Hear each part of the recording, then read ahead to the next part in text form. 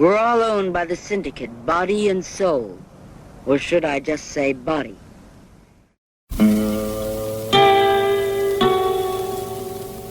Hello, filthy movie lovers, something weirdos, and anti-criterion bros, to the 42nd episode of The Sin Syndicate, where cinists fear to tread, and even the bottom of the barrel might contain someone's favorite production.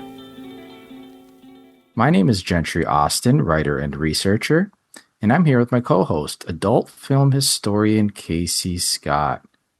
And in this week's episode, we are throwing a slightly premature celebration of our 1-year anniversary of being part of the Antenna Empire, as I call it, or more specifically, the Someone's Favorite Production podcast network, led by Ryan Verrill and Will Dodson. And we have Ryan with us this week. He's going to join us for the duration. So we are going to talk a whole bunch of stuff, but mainly we are going to cover our 5 most wanted, not on home video or most wanted. Our top 5 movies that are sexploitation or sexploitation adjacent that need an upgrade to HD in 2026. Or at least beyond. A modern release. Yeah. Yes. Past DVDs. Yes. If it's only come out on VHS or DVD or sometimes even streaming only in some cases, it needs a physical HD or release. UHD release. Yes. Yeah. Or something that's not English friendly. I think I got one of those. That too. Yes, exactly. Because there are Blu-rays in other countries that are not English friendly. So we're gonna be America. Fuck yeah. We need English speaking releases just for our own libraries. Fucking Germany. We talked about if out of print is in the running, but I think that we decided not really, right? I didn't go for anything like that, but I didn't. I think it should be. There's too much stuff that has never upgraded from VHS. Exactly. I had no problem picking stuff that is gathering dust at like a Salvation Army somewhere. That's our table setting. Hi, Ryan. Hi, Ryan. Hi. Welcome to the dungeon of the Sin Syndicate. Glad to be tortured. Let's do. Yes. Well, Alex is not here with his writing crop. Yeah. So you're. It's an easier visit. We can postpone until Saturday if we need to. Right. Right.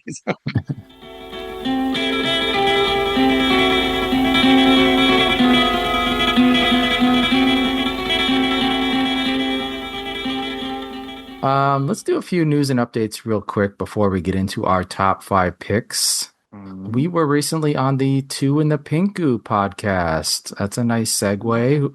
They are recent additions to the Someone's Favorite Production podcast network. Semi-recent. Those guys are incredible. Yes, of course. They're very close friends of ours. We talk with them almost every day. So it was just hanging, I think that was a 2.5-hour podcast, which is a good length. Right. Yes. And a lot of, I don't know. We're very passionate about these things. And so, it's a lot of, it's kind of good because we all have some of the same thoughts. And so we're trying to say some of the same things at the same time. I don't think we ran into too much of that. I was worried about that for their editing. I was like, gosh, talking over each other. Yeah. I tried to not do that as much, but you know how difficult that is for me to not do. So, but it was great. It was fun. And I finally got to expel some of my Roman porno love, which I can't do on this podcast. We don't really cover it. So I was really able to I do. News updates. But I was able to name drop my favorite actresses and some of my favorite films, and they brought up some other films that I'm like, oh yeah, I need to take a shot every time I say, oh, I've downloaded that and I need to watch it. Because I think I said it at least 15 times. Oh, it's another T-shirt idea, right? I have it downloaded. I need to watch it. Right, that's not bad. Is that anti-physical media? I don't know. These things aren't. Not when you're a historian. Not when you're a historian, and you gotta watch it for an upcoming commentary. So. Oh, there you go. Well, yes, that's very true. My ratio on Cinemageddon right now is rough. Are you talking from an experience recently, Ryan? Not at all. I was about to throw out there. I almost feel like my version of that would be, oh yeah, I got that from Raylust or something like that. Oh yeah. Yeah. Verrill takes too long for me to download. Thank God for Cinemageddon. Oh God, yeah, same. Yeah, but I feel like not a lot of people are using it as much because I feel like there's not a lot of seeds on there. But when it's free leech, I grabbed all the Roman porno I could. And now it's all back. Now it's all backed up. I don't have time to watch it. Yeah, so we were on that episode. Go listen to it. It was a fun time. Nothing else really to say. Just go listen to it. Those guys have been like putting out. I don't think they're really on a schedule. They just put stuff out as soon as they record it, which is very funny to me. I know we're so regimented. Yeah, we are. I have type A personality. I did a little, and actually that's why that was an interesting experience because I was like, there's no notes. I was just like, I took a few little notes here and there, but it was all very, very free flow and stream of consciousness. Very different from our show. So a nice little break. It does make their show quite accessible, though, too, especially if you've never listened or seen anything from that genre. It is very easy to jump in and just kind of hang out with two people that love this stuff. And I mean, every single one of their episodes is like you, as a listener, should almost be taking notes. You've got references to all kinds of things that you're going to be dying to see now. Yep. And I will say, something that I started doing was once I started buying these movies and finding places to download them, I started watching them so I could actually listen to the episodes. But there were some episodes where like, I can't find these goddamn movies and they bought like the VHS from Japan and I have to listen to the episode. So, luckily they do a really good job we didn't do a good job of covering synopses of those two movies on our episode. We just launched right in, but they typically do a great job at it. We did not. We were just too hyper and excited to be on a call together. So we just kind of launched right in. Oh yeah, it's true. We have a email here from a listener I wanted to kind of throw your way, Casey, to see what you think. This is from William Murrah. He said, I'm going to just quote it. So in response to our commentary track on The Lustful Turk, they said, I think it does appear to be Michelle Triola as the belly dancer in that movie. He says, when you started discussing, this is another Byron made movie, Half the Action, hardcore movie from 1980. It says on IMDb that the plot of that one is a satire of the court case between Michelle Triola and Lee Marvin. They have not seen Half the Action, this writer, but yes, I have seen it. Anyway, the commentaries were very good on this Blu-ray.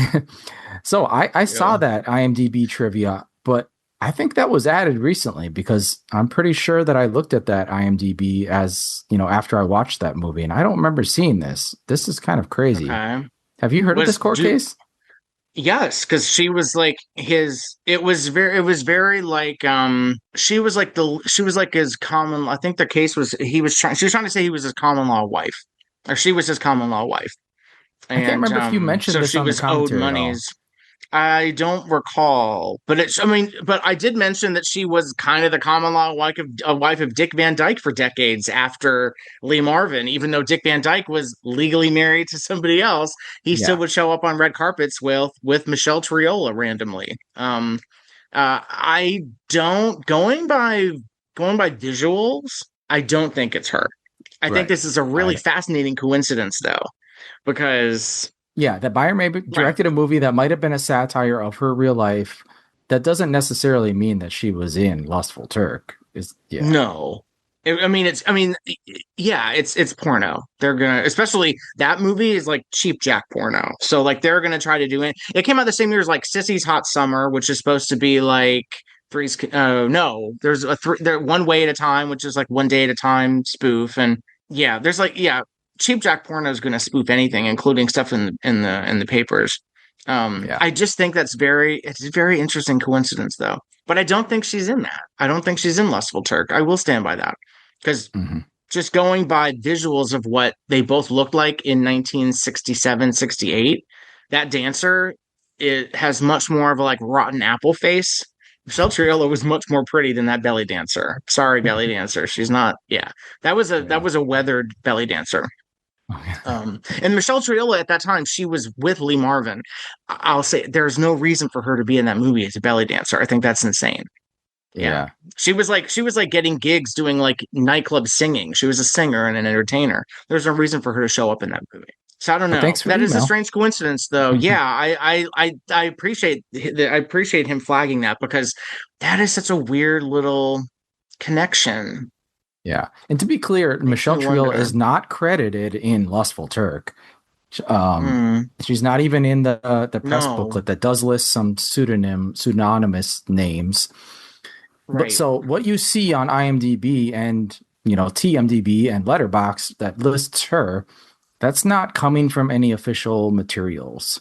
That's just someone I think it's that coming thinks from that Friedman interview where he said she was the star of the movie, and that was I forget the real name of the star of Lustful Turk, but her name was similar to that. It was Michelle something. Yeah, it was like it was a Michelle, like an Italian name, and the story he told about her was clearly not her. It was like this, blonde hippie chick who got prison time for trying to smuggle pot back into California from Mexico. So like that was not Michelle Triola. So yeah, the confusion is there. Unfortunately, as we often note, everyone is dead. So we really can't get any firm confirmations. So Michelle Triola also, just passed away a couple years ago, I think. Yeah, not even that long ago. I'd also hope people that are listening to commentaries understand that most film historians are not turning to IMDb for answers of cast members. IMDb, classically very accurate, right, Casey? Yes. No, we're actively trying to confirm IMDb. That's how I was able to confirm that William L. Rose and Werner Rose are not the same person through actual research and researching these two different people with very different backgrounds. Like IMDb is not necessarily to be trusted. Well, especially for sexploitation, because if you're covering a popular movie from 1980 from a major studio, sure, you can go to IMDb and it's going to be probably 100% accurate. Right, because they're studio records and stuff, right? But also anybody can update it. It still may not be accurate. Like anybody can go in there and true things. The trivia, even when they say like crew verified to be completed or cast verified to be completed, then they really won't let you fix it, even if there is an error on it. And I'm just like, well, this person was dead when this was made, so this crew is not accurate. This does not make any sense. So yeah, it's like Wikipedia before Wikipedia. It's been around longer than Wikipedia. Anybody can say anything. Like I will own up to saying that Peter Woodcock was Roberta Findlay under a pseudonym when I was in high school. I just changed it and said, yeah, this looks like a Roberta Findlay movie. I'm just going to change it. It's fact. No, it was not fact. I changed that back really quick after I interviewed her in 2005 or 2006 or whatever. I didn't know this, Casey. I didn't know this was all. I also, that Robin Bougie probably hates me. I said that Robert Kerman was the star of The Girl Grabbers in 1968 because a guy in the trailer looked like him. I hadn't even seen the movie. So he wrote the box copy for Girl Grabbers and said Robert Kerman was in the movie. And I was like, well, Robin, you watched the movie. You would know if it was Robert Kerman or not. But his box copy is just like, he went by IMDb, which I stupidly said. Well, and that's the case with Peter Woodcock. If you go to Cult Picks right now and you look up the Peter Woodcock movies, it says Peter Woodcock, aka Roberta Findlay or something like that. So it is credited. So I have my own Rita Bennett moment, except nobody knows that I did it because I didn't say it on a commentary like a certain someone. Yeah. Who listens to this? No, I'm kidding.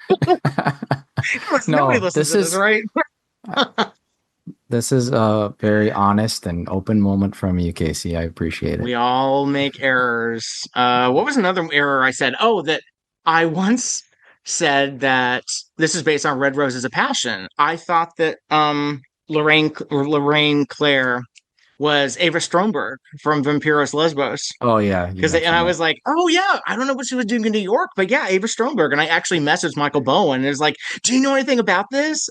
Listen, she was never in any my frontal American lobe movies. had not fully developed. Exactly, my frontal lobe had not fully developed. I was in high school when I did this shit, so that's you were why, just excited. Yeah, I was very excitable, and I actually hadn't had my feet on the ground interviewing people and verifying, sources and stuff. Okay. So, and now that stuff has a life of its own now, like 26 years later. All right. Yeah. Thanks for the email. Keep them coming. Thanks for listening to our commentaries. Like I said, we love commentaries and we hope that other people do. Let's move on. Quick notes. If you've been kind of following along, you know that I'm working on a project involving Annie Bell, the French actress. She was in a bunch of European cult movies. I guess you could slightly say sexploitation movies. Yes, absolutely. I made a little video essay. I'm trying my hand at doing that. I had a little bit of help from Alex DeSanto, who went over this with me last night. He got the world premiere and he was like, do this, change this, extend this. And so I made all these edits and I released it today because if you're keeping track, this is going to segue into our next little note here. There is a Severin sale going on, and they announced that they're doing a UHD upgrade of a movie that Annie Bell is in called Absurd. It's a Joe D'Amato film. That had gotten a UHD upgrade over in Region B with 88 films, but Severin is doing their version, and they're releasing a cute little pin with it of Annie Bell. Not her appearance in the movie. It's a version of Annie Bell from a different movie, but anyways, yeah, I wanted to do something to kind of commemorate that release, and I'm going to put it in the show notes. Go check it out, but I think it turned out pretty well. So yeah, as we mentioned, there is a Severin summer sale on the weekend here that we're recording this. It's Friday night that we're recording. What do you think, Casey? 75% off sale. What do you think about the picks? So I think I told you that this feels like a photocopy of the last sale that they had last year, because it's a lot of the same titles on sale again, and including titles that I definitely bought on sale that time. And I'm like, well, me too. There's definitely some ones that I would recommend if people don't have. I think you definitely have to grab Wild Wild World of Jane Mansfield, Horrors of Spider Island. I think the Mondo Furto, Mondo Bizarro, Lee Frost's Bob Cressy double feature, and Echo and the Forbidden, same thing, where those are Cressy things. Cries of Pleasure, which is a really terrific, underrated Franco Golden films. It's very sex heavy, but let me tell you, there is something incredibly hypnotic and mesmerizing about how that all comes together. It's his longest takes. I think it has some of his longest takes he's ever done. So it really draws you in. It's you feel like you're in the room with these people. It really draws you in with the characters, which is shocking to me because like Franco with long take sex scenes sounds like a real chore. And so when I watched this, I was just like, oh my God, I can't believe how good this is. Yeah, that's really good. There are some other single releases of stuff that are in box sets. The the Nasty Habits box set actually sucks. The only good one in that is Story of a Cloistered Nun, which is on sale. That is absolutely amazing. That is like a top 5 nunsploitation movie for me. Well, it's Catherine Spock is absolutely sensational in it. That one's really good. And there's some Emmanuel ones. Yeah, Susie Kendall's great in it too. Yeah, it's real. Story of a Cloistered Nun is that one blew me away. I loved it. There's some Emmanuel ones that are on sale, but just get Sense Your World of Black Emmanuel. Escape from Women's Prison is not in the Black Emmanuel. And that I do like. That is like a sleazy, gross Italian, women in prison movie. I do like that one quite a bit. The two Caligulas. I've not seen the Caligula and Messalina, but Caligula: The Untold Story is great, and that's my queen, Laura Gemser. Who I pronounced Gemser, and I explain this to you because she is a gem to me. She's my diamond. So I know it's Gemser. I pronounce it Gemser. That's my little quirk. I've heard both. Leave me alone. I will do what I want when it comes to Laura, and she's never going to hear this or care anyway. And I think that's it. Mondo Belordo is on sale. Pass. You don't need that. And Byleth, the Demon of Incest, is garbage too. So those are the sexploitation ones. I wanted more Francos for 75% off. I know that a lot of them are 50% off. Like what? Which ones are you looking for? All of them. I need oh God. I need Inconfessable Orgies of Emmanuel, A Sexual Story of O, Cecilia. Those aren't? Mansion of the Living Dead.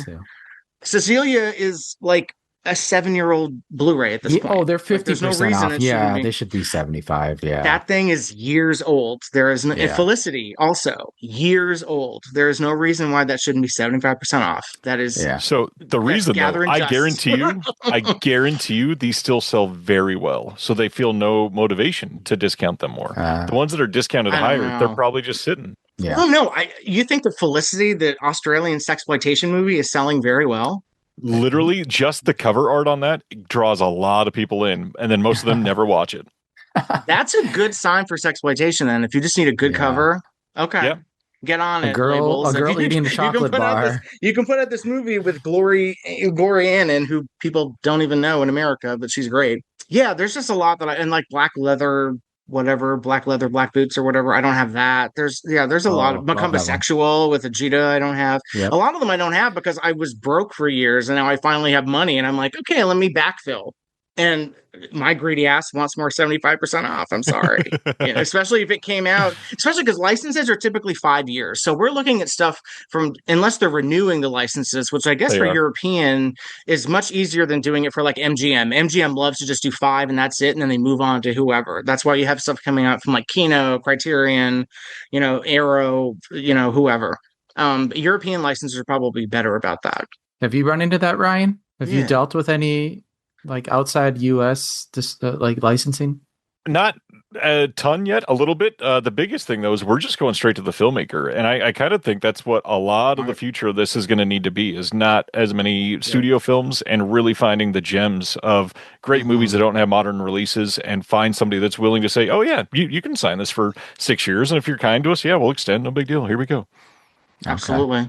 And you guys Ryan, you can cut this if Ryan says to cut this.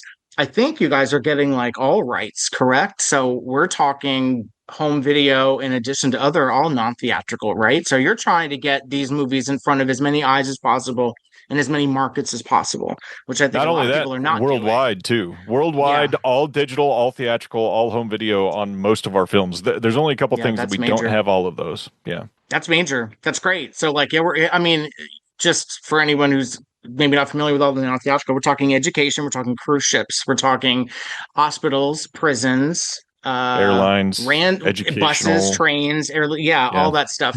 Because I work in all of those markets. Yes, exactly. Museum screenings. Yeah, so like that is major. And so major kudos to you for securing all those, because it's good to kind of pursue any avenue you possibly can. A lot of those outlets are considered like found money too.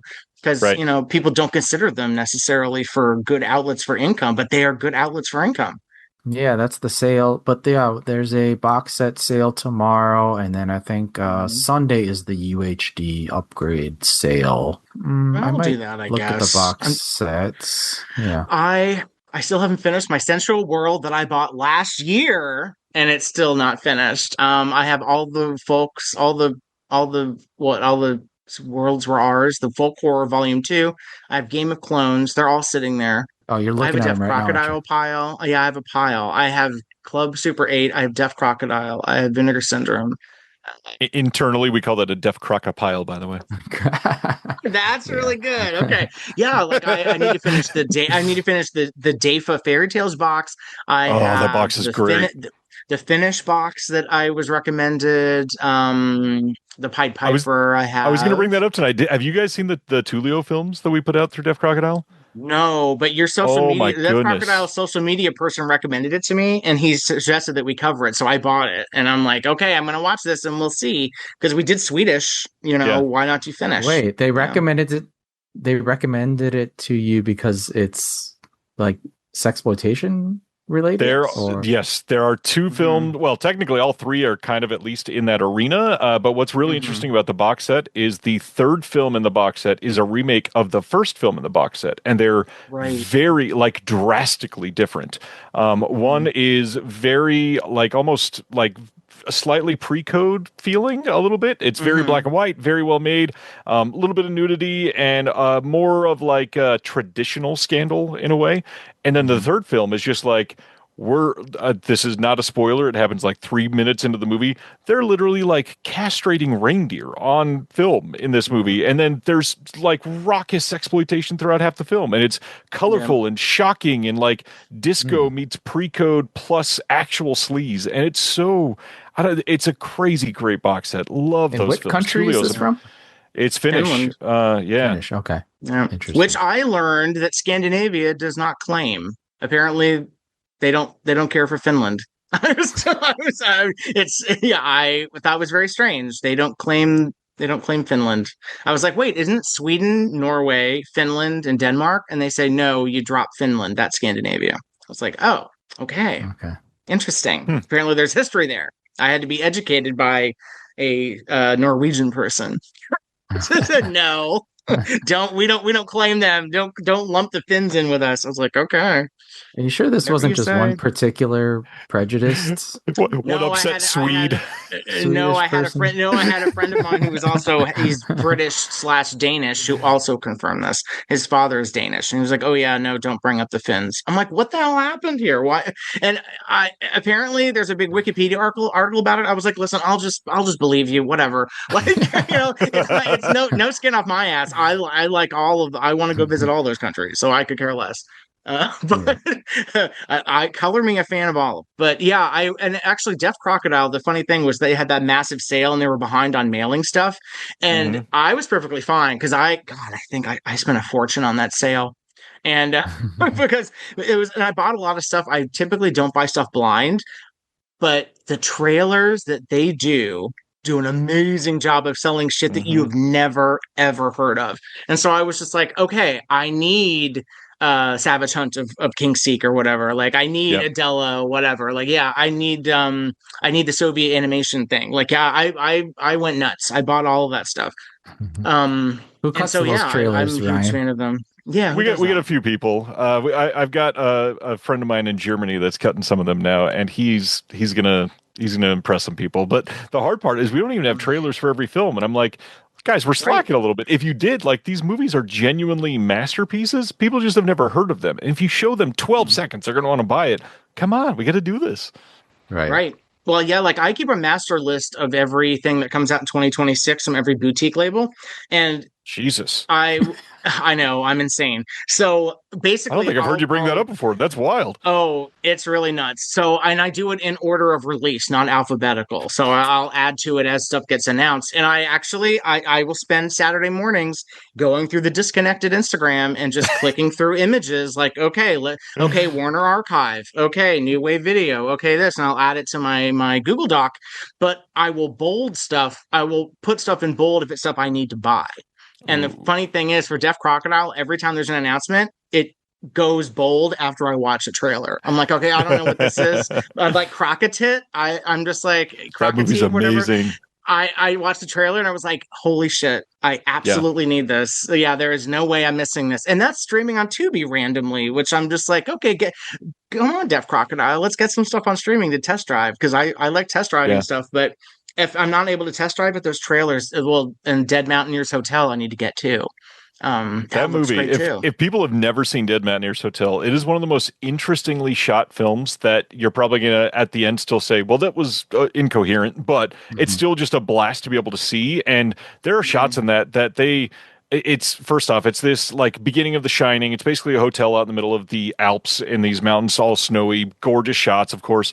And then they take a shot where it's basically like a murder mystery feeling thing. And they'll shoot down towards the hotel from outside through a corridor, across a courtyard, and into a room on the other side of that, and zoom in the whole way. And you see a couple of people walk by and they're following somebody. And the tracking shot is literally like hundreds of feet away and still just gorgeously perfectly set up. And I really want to see what they did, like, to plan out the blocking. Had to be insane. I cannot imagine how they made that movie. I know. And then I know Tomorrow just sold out, that limited edition. And that's something that I will say, listeners, if you're sleeping on Deaf Crocodile like I did, I was like, that won't sell out. It's sold out. So now I have to get the friggin' standard edition or pay a lot of money for a dinged copy if one shows up. That's another good one. The dinged copies. I got dinged copies of that Trulio set. And I was like, these are gorgeous. These are not dinged. Like, That's the best secret DM ever. me. I'll pull one of the dings for you. Yeah. Right. Yes. I'm just like, that's the best kept secret, I think. If someone's selling something dinged, it's usually because I think some people are complaining about a ding that's not there. Yeah. Or you guys, or there's companies being really overly careful because they know how anally retentive the customer base is. That is literally and I'm just like, I am not. I got dings and rips and shit all over the place. I could care less. So that Dead Mountaineers one, I heard a lot of hype about that. Is that doing? Can you say is that doing pretty well, Ryan? Here's the funny thing. It's done pretty decently theatrically on home video. It is not sold anywhere near as well as we had hoped for. It is just an amazing release, but I think people are a little intimidated by it. That, and of course, a few years ago, there was a German media book of it that came out, and a lot of people got it because the iconic poster that you might remember of, I think it's a full head or a skull, and it's got a big plug going into the back of it. People just love that image, and they bought it. And unfortunately, they're like, well, I already own the movie. That Blu-ray looks like absolute dog water. This new 4K restoration is mind-blowing, and the movie is astonishing. Great extras. The booklet in it is just incredible. Yeah, people are sleeping on it, and we got a lot of copies left. Yeah. Well, it's on my list. I need to now that I'm not that impressed with the Severin sale, I might be heading over to Deaf Crocodile and doing some backfill. Because, I'm trying to stay on top of 2026 releases, specifically because when we did your show last year and we went over so what were you watching? What were your favorite things in 2025? And I was like, I didn't really buy enough. So now I'm trying to stay on top of stuff that I would want, to the detriment of my bank account. But that's a statement. I don't know if we hear that often. I didn't buy enough on a, I didn't. I typically I'll backfill on sales for stuff that came out 5-6 years ago, because that means that it's probably going out of print. But now I'm trying to be more proactive in pre-ordering things. Yeah. And especially if it's a boutique label like Deaf Crocodile or Severin, that I want to support. And they have more, and Mondo Macabro, companies that are more hits than misses. Actually, I don't have a Deaf Crocodile miss. Yeah, I haven't had one. So that's a good track record. That's pretty telling. Yeah. No, it's a no miss company. All right, that's enough Deaf Crocodile advertising. I know. Is that enough glazing? But I love Deaf Crocodile. I don't know what to tell you. Yeah, I think people still kind of sleep on them a little bit, but. They do, and we got big things to announce the next couple of months, so just wait. All right, cool. So excited. Well, I almost signed up for that subscriber thing too, because everything that was announced, I was like, I need that. But I had to save my money. I could just keep. I'll be done with Deaf Crocodile. Sorry. Join us semi-weekly as we peer into the adults-only theaters and sticky-floored cinemas of the golden age of sexploitation, when the morals were loose, the laws were murky, and the intercourse was all simulated. Find us now on the Someone's Favorite Productions podcast network.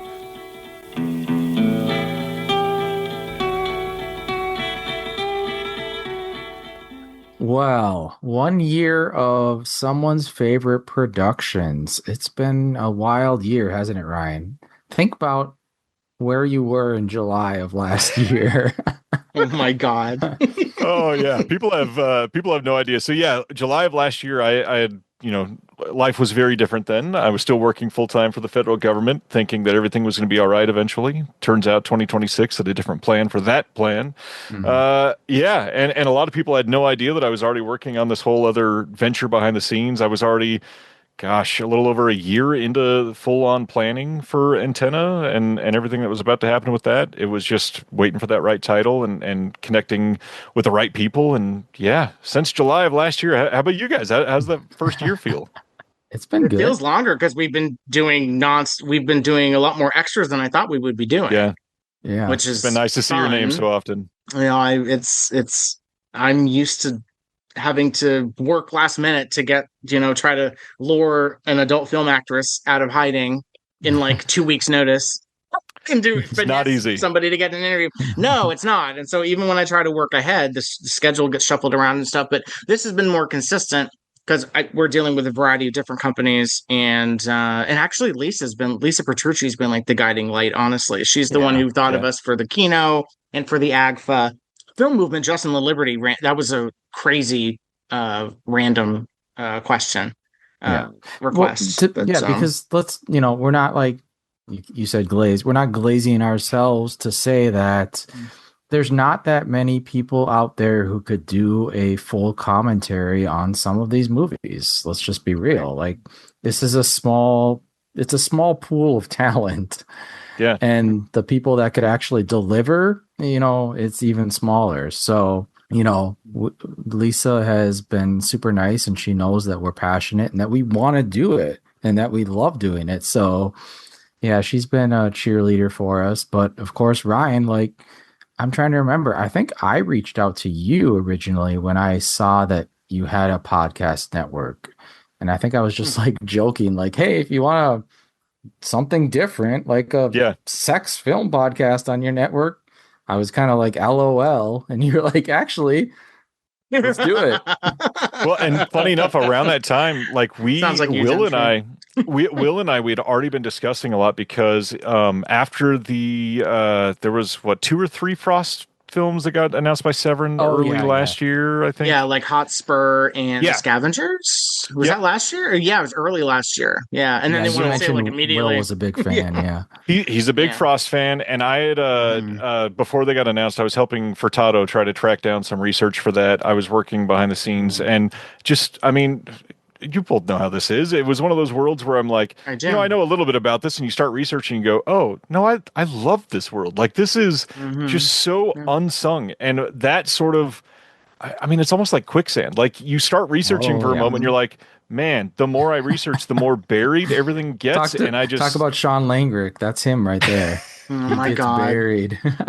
And Sean, God love you, but he gets obsessed with I would never want to spend time researching The Only House in Town by Ed Wood. Are you fucking kidding me? But he knows so much about that movie. And spoiler alert, I think I've had my arm twisted that we'll have him on to discuss it. I'll just stay on mute the whole time. Yeah, because I fucking hate that movie. But like, as we've noted, when we've done commentaries on stuff that we don't necessarily like, there are so many good stories about the people who did it. So, for example, Lustful Turk, it looks nice. The colors are great. That movie is not good, but it's Byron Mabe, who's fascinating. It's Dave Friedman. It's William Allen Castleman. I mean, there's the makeup guy on that who was like with Tyrone Power when he died. Like there's major people involved with that film. So, and that's something else that I think maybe people are, I feel like maybe there's a situation, I can't speak for everybody, but like there's a situation of not seeing the forest for the trees where it's like, well, I need to know everything about the production. And if I don't know everything about the production, I have to analyze this thing to death. And it's like, well, you can just get background on all the incredible cast and crew, which is perfectly fine. Just, it doesn't need to correspond necessarily to the action that's going on because there's only so much you can say about the action going on if it's something that isn't well documented, like sexploitation. So when we did Jezebel and Turk, that's really what it was. There's no documentation of the production of those movies. We covered the releases of the films, but it really was about the personalities that came together to make the movies. And that makes the films more interesting, like by default, because somehow this incredible group of people came together to make this thing in this moment in time for this very specific market that doesn't exist anymore. So it's just a very that's specific about this niche too, and other niches as well, not taking that away, but if we're covering a Paramount film from 1976, this idea doesn't work as well. We don't need to hear the background of all these famous studio actors. But if you're covering a Friedman film from 1976, you can talk about that for hours and just say, listen, you guys have never heard of this person. It's not Sean Connery. It's not somebody that has a very well likable face that has been in all of the Hollywood tabloids. It's people that you would just want to hear about because they're interesting stories. And I mean, the ones that are still alive, I mean, specifically, Casey, you've covered so many people's lives with not even just research, just genuine respect that other people have never given that time to. And that's when you listen to the show, God, here comes some more glazing. When Gentry first reached out and it was like, hey, how does this sound? And I was like, well, I've had many people reach out before and I can show us, one of these shows in 5 minutes. I'm like, sorry, we're going to pass. But I listened to this show and 10 minutes, I was like, wow, this is different. This is respectful. This is exciting. This is well-researched. This is meaningful of something that nobody's talking about. Sure. Why would we not want this on the network? And all you've done since then is increase the quality. So like, it was the best decision ever. Yeah, it's been amazing. You guys are incredible. Oh, no, we appreciate that. Yeah, we try to. Yeah, I was a little nervous about going down to every other week, Gentry, but we need to do that for our sanity. Yeah, you got to keep the quality up too. That's the thing. Yes, and so now that we're doing every other week, I also feel a little bit like everyone has to be a banger. So it's like, okay, yeah, then I'm fine with every episode being like 2.5 hours, because then we're feeding the children for the next 2 weeks. Yes. And it'll be educational and nourishing and hopefully entertaining, and I won't drive everyone crazy with my hot takes, but you know. Well, and Ryan, I've told you before too, but yeah, I think that I saw the stuff you had already put out, and I kind of got a feeling that you were open to taking. I mean, look, it's a little bit of a risk, I guess, because of the subject matter that we're covering. There's some podcast networks that they would instantly that would be a hard no. Right. And so, yeah, I appreciate your open-mindedness, and you've always been super supportive. And the network itself is, there's just such variety there. There's opportunities to collaborate, and everybody's just super cool. Yeah, I have no complaints. I appreciate you and all that you've done. And here's the thing. What I like about the network is that you're easy to get a hold of if we have issues or questions or need something. But at the same time, you just kind of let people do their own thing. Yeah. It's important. I mean, it's literally more than 30 shows at this point, and the amount of management alone, if you were trying to micromanage that, would be like mind ruining. But beyond that, why would I want to stifle the creativity? The reason every single one of these shows is on the network is because Will or myself like them, or both of us, and I don't want to damper that. I don't want to harm that. I don't want to color that. I already like it. So yeah, let's just increase what we can with your exposure and help each other out. And when you've got a problem, we've got, 32 other shows that can step in and say, oh yeah, I've seen that before. Let me help. For sure. Yeah. Nothing else to say there about the network and our collaboration there. I'm just looking forward to continuing it. And I feel like we barely even scratched the surface of like opportunities for what we can do together. Yeah. Because you've been so busy this last year launching Antenna. Right. I'm not blaming you. I'm just saying, like, look, we've got tons of stuff going on, and look, these just open up more doors for us down the road. So yeah, I'm really excited about it.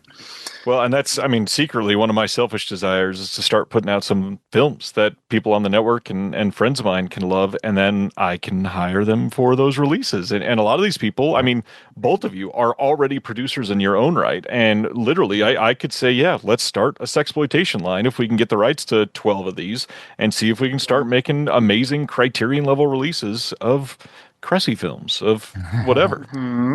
God, if you could make a deal with Carmen Novak, I think that's honestly the last pillar standing that has not been tapped majorly for reissues. And spoiler alert, I have none of those on my list for tonight, because I've already ranted enough about them on this podcast. But you're saying you have no Novaks? No Novaks are on my list. Okay. Just that whole library needs to be rescued. And so, if not you, somebody, please wrestle them away from Carmen Novak. Somebody, yes. Yeah, even if she wanted to do like Carmen. A 5-package, maybe do like a 5. If there's a possibility to do like a 5-package deal, then we would absolutely tell you which 5 to go for and make sure that they sell well. We would stump the hell out of them. Yeah. Oh yeah, we would. Kiss me quick, please. Kiss me quick. How is that not? Yes. Anyways, that's a slam dunk for Severin. I don't know why they didn't get that. It's a horror sex movie. It's crazy. Yeah. Well, you guys know more about this world than I do, but okay. So just hypothetical. There's like an orphaned film that doesn't necessarily have an owner. Nobody's claiming ownership of it. How would you put that out on physical media? What are the hurdles? If it's truly orphaned and you can't find a chain of title, which for those who are not familiar with it, that's literally who owned it and when and how you are legally acquiring the rights for it. The reality is there's a couple ways. You can pursue it for the next 20 years, get frustrated and give up. That's the most common one. And then the other one is take a risk and just hope that nobody sues you. And Yeah. The reality is, if you're putting $10,000 minimum into a film to put that out, and on day 2 you get a cease and desist, you're screwed. Like there's no opportunity for you to get rid of those in a way that doesn't bring legal scrutiny, that makes the future of your company come into question. And if other people see you doing that already, they're immediately going to lose respect for you. And that's, I mean, I'm not going to name names, but there's a handful of companies that either are operating right now or have operated, and owners have died in not great situations, and they lost a lot of respect. And based on that, it ruined their reputations. And I have no plans to be one of those at the moment. You really have to do, if you're going to take that risk, you have to do your due diligence and have documentation to back it up in a court of law that you paid the Library of Congress to do the research, that you paid to have some kind of research done to research a company or the people involved. You have to have that documentation. So what I'm hearing is it might even be harder to put out it might be a bad idea to put out an orphan film. It's better to you have to do so much more work to cover your ass. Yes. Yeah, follow the rules. It's not a bad idea if you are loaded. If you've got a ton of money, you can pull this off. But when I just said, that release that you put $10,000 into, now it's a release that you put $35,000 into at bare minimum. Yeah. Yep. And unfortunately, the orphan films, they're never making $35,000 to make up for that. No, absolutely not. There's a reason why you can't find the rights owner. They're typically so obscure that's why you can't find the rights owner. Yeah. So you're taking a big risk putting something out where it's like, typically that stuff from like the 60s and 70s, that stuff already has a diminished return on value depending on the title and the people involved. So, yeah. All right. Should we get into some picks? Yeah. Let's do it. All right. Let's do it. You're intrigued. All right. I'm intrigued. I don't think we're going to have a lot of crossover. I don't think so either. I don't know. I was thinking more mainstream with mine, actually. Yeah. Oh, okay. I don't know what I was going with mine. I had a list I made on Letterboxd a while ago where I was like, well, things that I want to see upgraded. And I went back and looked at that, and I just picked a few off there. So I looked at my DVD-R collection, and I was like, why is this still on DVD-R? A VHS rip in my collection. I need this on Blu-ray. That was kind of what I did. Yeah.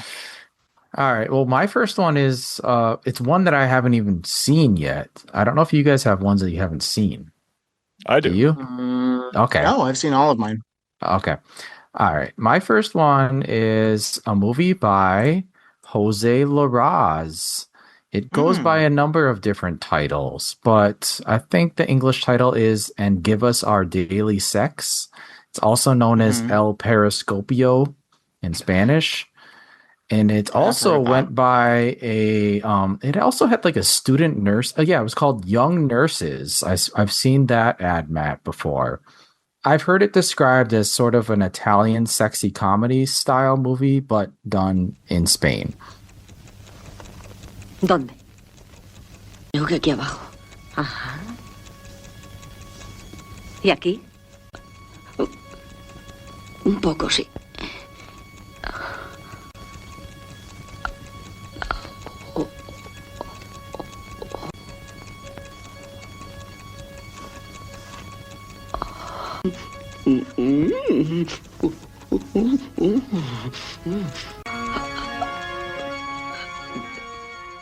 So it's Jose Larraz. Obviously, the big pull here, though, is Casey. Laura Gemser is in it. My Miss Laura, Queen Laura. Yep. So this is one of the few Laura Gemser movies I haven't seen because the versions that I've found of this out there are just terrible. And I don't know about you guys, but I like to see things that look their best. So sometimes I'll hold off on watching something if it's terrible quality. I'll be like, well, this might be put out at some point, so I'm just going to wait. And that's what the case is with this one. What about you guys? I come from the old school, having to order bootleg VHS on like Shocking Videos and Luminous Film and Video Works and Video Shirts in Miami. So no, I will watch something if it's in terrible quality, thinking that it has come to my eyeballs from the bowels of hell, and I will never see another version of it. And so I have to make do with what it is. So I don't have that quality threshold that you do.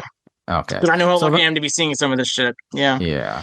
Well, so this was, let me just read a little quick synopsis too. Maybe I should have done that. Well, so this is from 1979 is, I think, the original release date.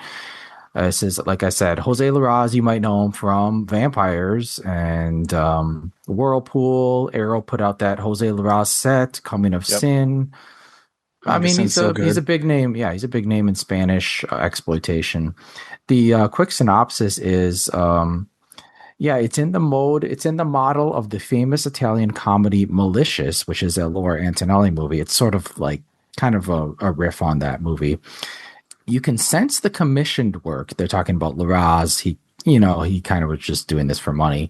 He apparently only took he undertook it for financial gain. Nevertheless, the apparent banality of the subject belies a rather fierce critique of the Spanish bourgeoisie, embodied by the character of the family man, essentially preoccupied with watching sports on TV and haunted by the fear of receding hairlines. This is a comedy.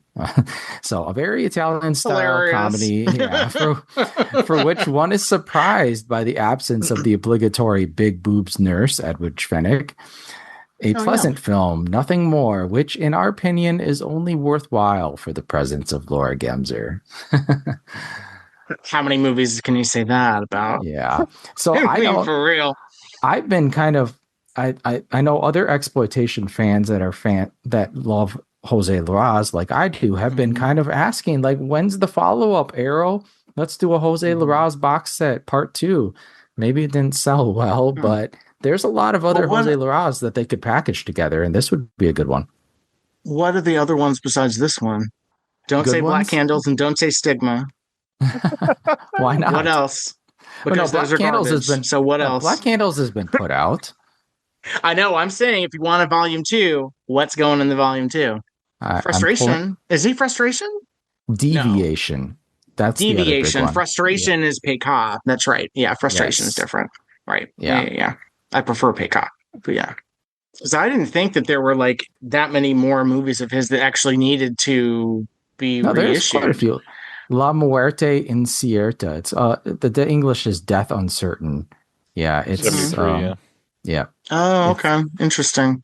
Yeah, there's quite a few other ones. But Emma, there's another Emma Dark Doors. I think I'm trying to remember who put that out. If it was Dark Forces or there's been some crappy Blu-rays. Yeah, isn't that Stigma? Didn't it come out as Stigma? That's a different movie. 1980? No. Yeah.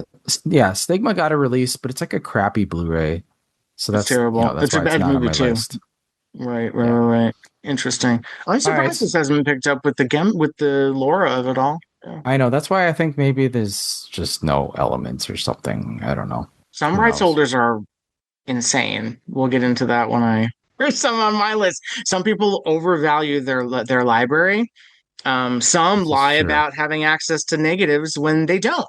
And they like having people dangled, they like dangling a carrot, being like, well, I have the original camera negative. You need to pay me like $1 million. Then they don't have it. Yeah. Jose Larraz and Laura Gemser. Let's do it. It's a good combo. I feel like it's. Did she talk about that? Did she talk about that in her Naturno interview? I don't think she did. No. She talks about everything else but that. Well, it's kind of an oddity too, because again, it's like it's Spanish. Mm-hmm. It's kind of a sexy comedy. Yeah. Gabrielle's not there. The hard part too, that first Larraz box from Arrow came out over 7 years ago now, and Arrow is a very different company than they were 7 years ago. Yes, they are. They're doing mostly studio stuff now. A lot of almost entirely. Yeah. It's a lot of output deals with major studios now.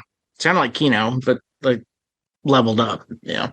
That's interesting. And I just realized now that we're on the topic of Laura, I forgot to put Emmanuel Queen Asados on my list, which Severin was supposed to put in that box set, but then they got chicken shit because they couldn't prove Livia DeRusso's age. We don't know that's the reason. We don't know that's the reason for sure. What other reason is there? That is the reason. Let's be honest. It hasn't stopped many of these other boutiques. Yeah. Well, Media Blasters didn't care because that was a DVD era. I don't think. I think you can tell it's supposed to be included in that. It's in the accompanying booklet discussed in great detail, and then there's actually that newly designed artwork that matches all the other artwork for the box set on Letterboxd. So I'm like, yeah, this was supposed to be in here, and I'm really surprised more people haven't flagged that. Yeah, that they dropped that. I think like only people like me care because I actually love that movie, but as sleazy as it is, because you get to see Laura playing like a villain. Yeah. All right. I'd like to see Laura in comedy mode. You don't see her in comedy mode that much. That's true. All right, Ryan, you're next. I'm next. This is probably one of my two of my most obvious choices. And I was telling Casey this before, but I was so overthinking this that I overthought it so much that I went back to like full circle and said, well, they're probably going to go way deeper. I should just make sure that we're naming some of the very obvious ones. And this one's kind of a cheat too, because we know it's coming, but as disconnected speaking for a moment, this is a very selfish request. 1989's Muscle by Sato. We know it's coming, but all I got to say, just freaking release it already. Like the amount of times I get complaints of, oh, they're announcing volume 19 and we still haven't gotten the Muscle. Like, what are we doing? Justin, please just prioritize that. I'm so tired of answering the question that it's coming. As disconnected on social media, pretty much everybody knows I respond to every comment that I possibly can. Every single time they announce another Sato set, that is the main question I get is, can they do Muscle? When are we getting Muscle? Is Muscle coming? And I have to say yes and soon and please stop asking 84 times every time. Yeah. And like, listen, we all want the movie. We were just talking so much about the Two and the Pinku guys. Dakota specifically loves this film. The amount of amazing comments that Dakota has made about this over the years should tell you enough to want to see this. There are moments that if you read one of his reviews, you're going to think it's pure poetry. Dakota earlier this year said, a film that can make straight men cry and gay men come. If that alone does not make you say, we need this, please. There's another review of this from a couple years ago from Dakota that says, cold, queer, underlicking love. That's amazing. The start of one from earlier that same year. He says, squirted and swallowed. This is the oral tradition of queer desire. Like Wait, how many times has Dakota seen this movie? You don't want to know. No, he's reviewed that as much as Zoom In Sex Apartments, which I've reviewed 3 times. He's reviewed that like 6 times. Those are the two that he's reviewed like a ton. Yeah, those are more than 10 times, I can say. Yes. On Letterboxd alone, more than 10 times. And it's that good. Listen, if Dakota is that passionate about it, everybody should know it is top tier. This is amazing. And the reality is we all know it's coming if you're paying attention. But dear God, this is one of those releases that I'm like, just put it out already so I can stop getting the questions. Yeah.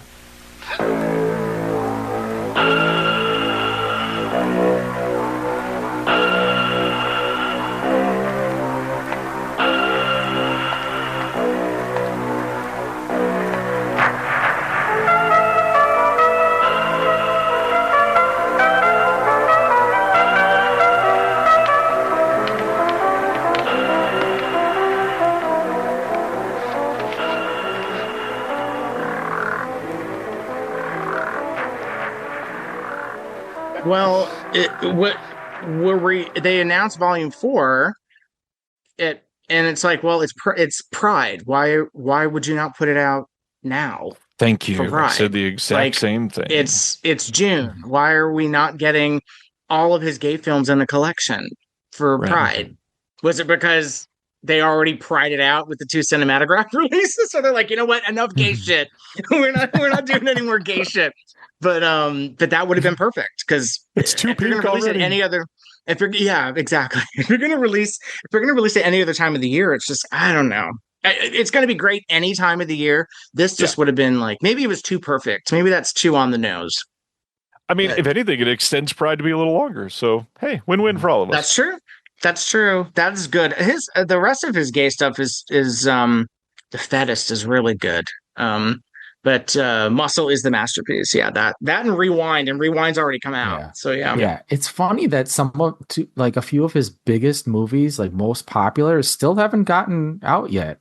Splatter, Naked Blood. I know all the edgelords love, and Lolita, I don't think that's coming out. Vibrator Torture. That's another big one. That one is that's Nikatsu, and I don't think they're going to deal with Nikatsu for Pink Line because Nikatsu.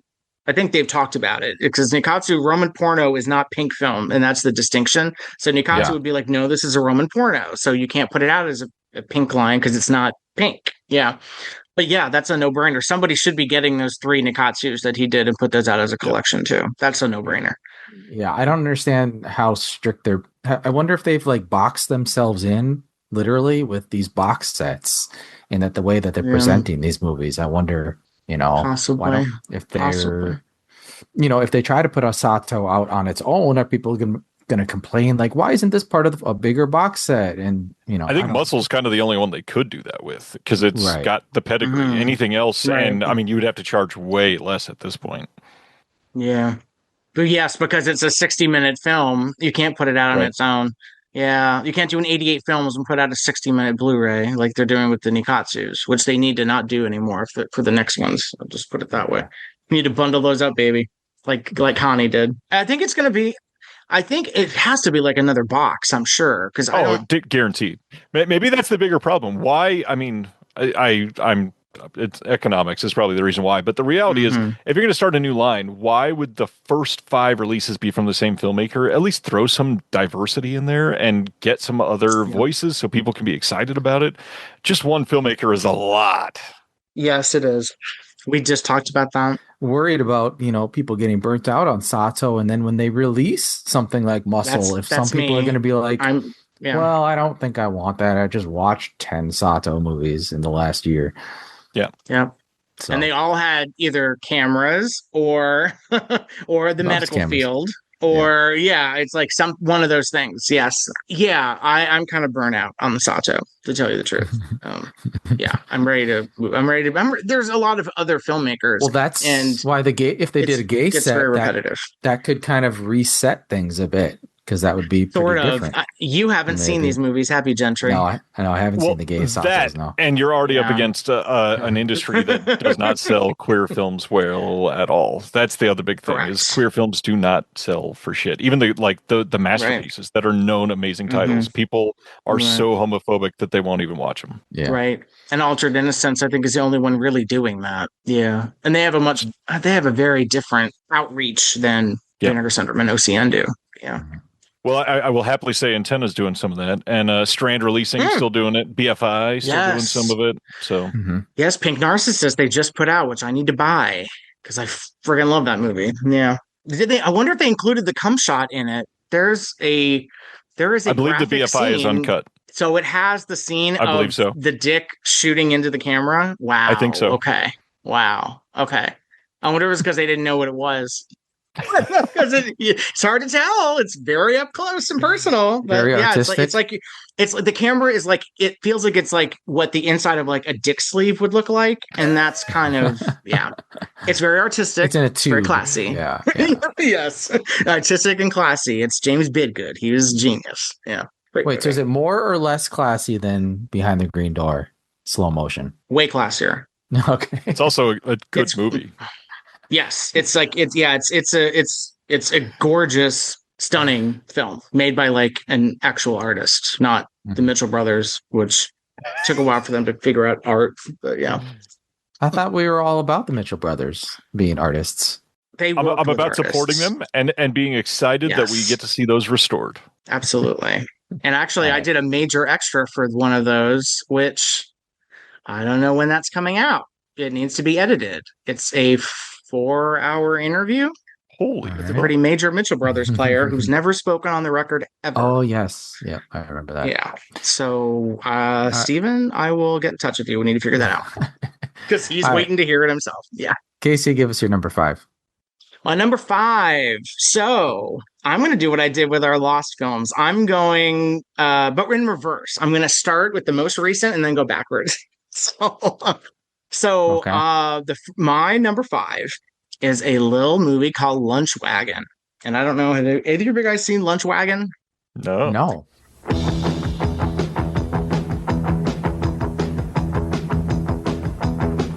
My turn to make breakfast. What do you have?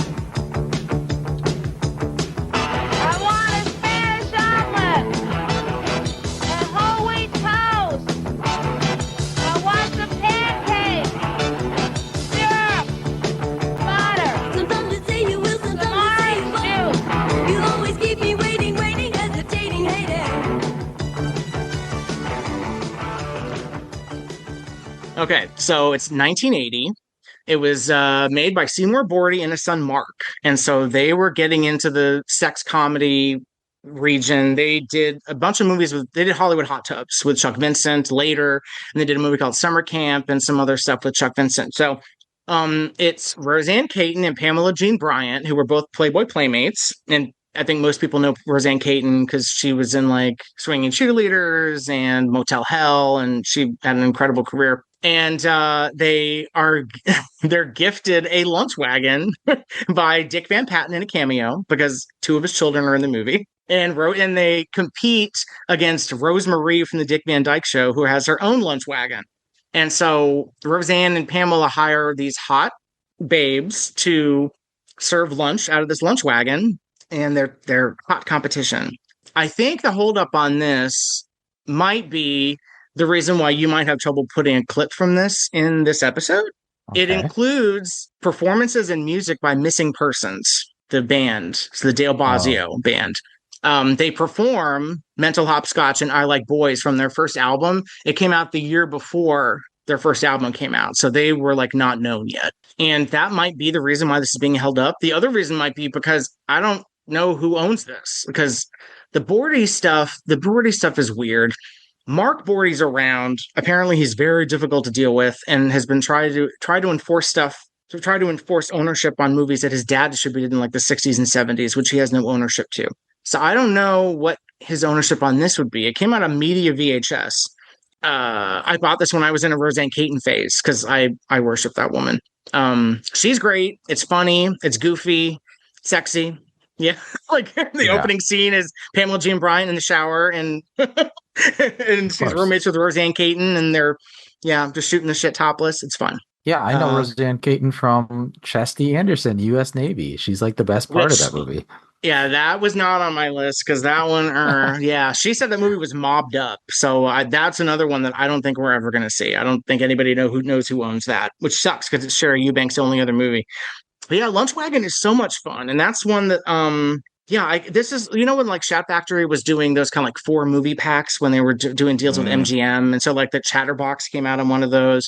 I thought for sure if MGM had it, they would have put Lunch Wagon on one of those collections, but I don't think MGM has it. So that's my number 5, just purely because it's like sexy fun with like new wave music by Missing Persons. And Roseanne Caton has really good comic timing, and Pamela Jean Bryant is not a good actress, but it makes for some really good like line readings. And it's a lot of fun. It's a real lot of fun. And I think it would have a much larger cult following if more people could see it.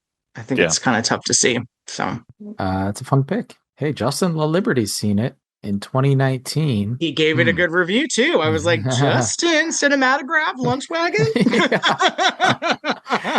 You know what? I would love that if Cinematograph started getting into like sexploitation. That would be so funny to me. On this, there are studio sexploitation movies they could do. Candy. They should do Candy. Yeah. Candy would be a good one. The 1968 Kino came out, but Kino put it out, but I think it's out of print. Yeah. There are definitely options they could do. But that was he liked it. So I'm like, Justin, let's go. But Lunch Wagon. Lunch Wagon, I love the art style on this. It's that goofy, like exaggerated caricature style. You don't see that anymore.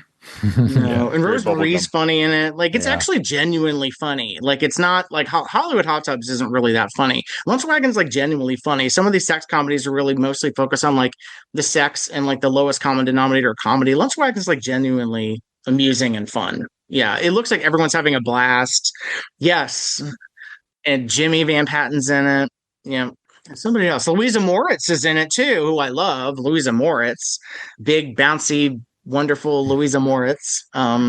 It's good. It's good. I'm actually might watch it after we finish recording because I haven't seen it in forever. And I ripped clips of it to send to you for audio dumps, and I was like, I just need to watch this whole thing again. It is so much fun. Yeah, it's so just what is the best quality that you can find of it? Is it DVD quality? VHS rip. VHS rip. Yeah, it's never graduated from VHS. Well, Media VHS from 1982. We've got a little folder that you could drop that in, Casey, so I could watch it. Oh, I might do that. And actually, one of my other on this list, I probably will as well, because I think you and Alex need to see that as well. Yeah. Okay. All right, I will do my number 4, and this will be a quick one because we have covered this movie extensively. I You bet know it's what not this on my is, list. Gracie? Do you know what this is? Let me see if you can guess it. All American Girl. Yes. That's I thought it might have been Secret Places, Secret Things, but we know there's no elements for that. But yes, All American Girl, we know the negative is there. It's like, yes. let's get to Steppen. Let's go. Let's get this restored, please. I'd say both of those movies are actually like equally available in the same terrible quality. Yes. And the sequel's actually quite good. I like the sequel a lot. Yes. Yeah. Not as good, but very good. I still need to watch it. I don't know why I haven't yet. Maybe just because I don't either. You're scared. suffering through Dystrophic shit. You're suffering through Leonard Kurtman garbage. When you have All American Woman, you need to finish the Mark Haggard filmography. It's very stylish and good. It's really, it's quite good. And wear something sexy. That's an order. Yes, Master. Master, huh? Well, that's not a bad idea. Tonight you'll be my slave and do whatever I wish. Yes, Master. I think it ought to be fun. I'll be here promptly at 6. See you then, Master. But yeah, we covered All American Girl pretty extensively in episode 20 called Don't Forget Your Girl with Patrick Crane, who is the Bob Chin guy. And Bob Chin was involved in the production of this movie. So yeah, that was a fun episode, and we all love this movie so much. Peggy Church is just a one-of-a-kind talent, and she delivers such a... I mean, I just can't imagine it's one of those roles you can't imagine anybody else doing it. It's just Peggy Church is the all-American girl. There should have been 5 of these movies. 5 is good. We don't need more than 5. So. Well, she could have. I would have loved if she'd come back as the All American Woman. That's like 3 years later. Yeah, no, 2 years later. Or just keep it going. Like she could be the All American Mother. She could be just keep it going. I'd be fine with that. I don't mind that. So keep her in the business for 10 years and actually make it like Boyhood. You're saying make it a Boyhood situation where we just follow her as she grows up until she gets married and retires from the business. I don't hate that. Marsha Jordan was making movies for like 15 years. Yeah, I was going to say, what's a sexploitation actress that did continue until her elder years? Is there one? There are several in Roman porno, yes, but not in American that I can think. Marsha Jordan's the only one. I mean, eventually she stopped taking her clothes off in movies. She was just there because you could put her name on a poster. Came back later too. Yeah, some that were consistent and then came back later. Yeah. Yeah. The only one I can think of is like, well, in hardcore it happened a lot. Like Veronica Hart would do non-sex cameos all the time after she retired. So would Kelly Nichols. But yeah, not really in sexploitation. It's very interesting concept. But yeah, that film is just what's available right now is just it's so rough, but I mean you can still see how beautiful and great this would be restored. So that masturbation sequence restored. Oh my God. I know that sounds gross, but like it is high art. It's a beautiful cinematic self-love sequence that is not tasteless or gross as you would think it would be. It's actually really beautifully done. Yeah, it's absolutely incredible. So that's one of those that's just like before I die, if that happens, I'd be happy to see that. Mark Haggard, we've talked about him a bit. I'd love to see a little Mark Haggard box, something because they have Love Garden. They could just reissue that. Reissue that one because that was put out by Vinegar Syndrome, but it's out of print. Yeah. That'd be a 3.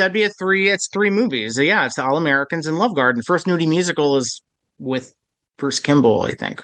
Which is also fun. But that one's really good. I love First nudie musical. That and Eskimo Nell are actually twins, essentially. They're kind of the same movie. They're great. Yeah. Episode 20, Don't Forget Your Girl. Go listen to it. That's where we talk about All American Girl. So that's my quickie, but I can't not mention that. Ryan, number 4. Another one that I'm assuming is a cheater because I'm assuming it's going to come out eventually. Although at this point, I almost feel like it would have already if it was coming, but I'm assuming Severn's going to work some magic. So the reality here is Jess Franco is sort of like the looming godfather over everything for so many of these people. And I, was just able to be on a commentary that was released of Jack the Ripper and lamented during that commentary that I've never loved Jack. Or Jess Franco, Yeah, you're not a big Jess Franco fan. as an auteur, I'm not a big Franco fan. But I was on a commentary for a Franco film. Now the reality is that commentary was recorded more than 2.5 years ago at this point, and since then I've gone through quite a bit of Stockholm syndrome. And I'm not going to say I love Jess Franco. However, I've found myself enjoying more and more and more, and returning to a movie that I believe is still on Tubi that was one of the first couple that I ever saw of Jess because it had such a big reputation. And I got to know, like, we are going to see a 4K Venus and Furs at some point, right? Like, how do we not have an hour-long conversation with Stephen Thrower just gushing over this film? I mean, it's Klaus Kinski. It is, it's his most well-known named film, I guess, in a way. He's obviously got more famous films, but this name has penetrated so much out there. It's Franco. It's the one that everybody wants. It's sexy. It's stylish. It's smart. It's well done. It's still slightly incoherent, but it's still like it's one of his better movies. It's one of those that I don't know if you're looking for one of his it's still got the horror cult element, but it also leans into the sexier stuff, but is better made than a lot of the just sort of, hey, here's Franco's mind dump. This feels like a better one that would actually bring people in. And I wish this would have come out in, I don't know, 2018 on 4K and crush it, do an amazing disc. And all these Franco titles that would have came out after this, people might have been a little more excited and picked up that one first and gotten sort of Stockholm syndrome themselves and fallen in love with it. But yeah, Venus and Furs, like there's enough sexploitation adjacent here. We need that movie. Come on.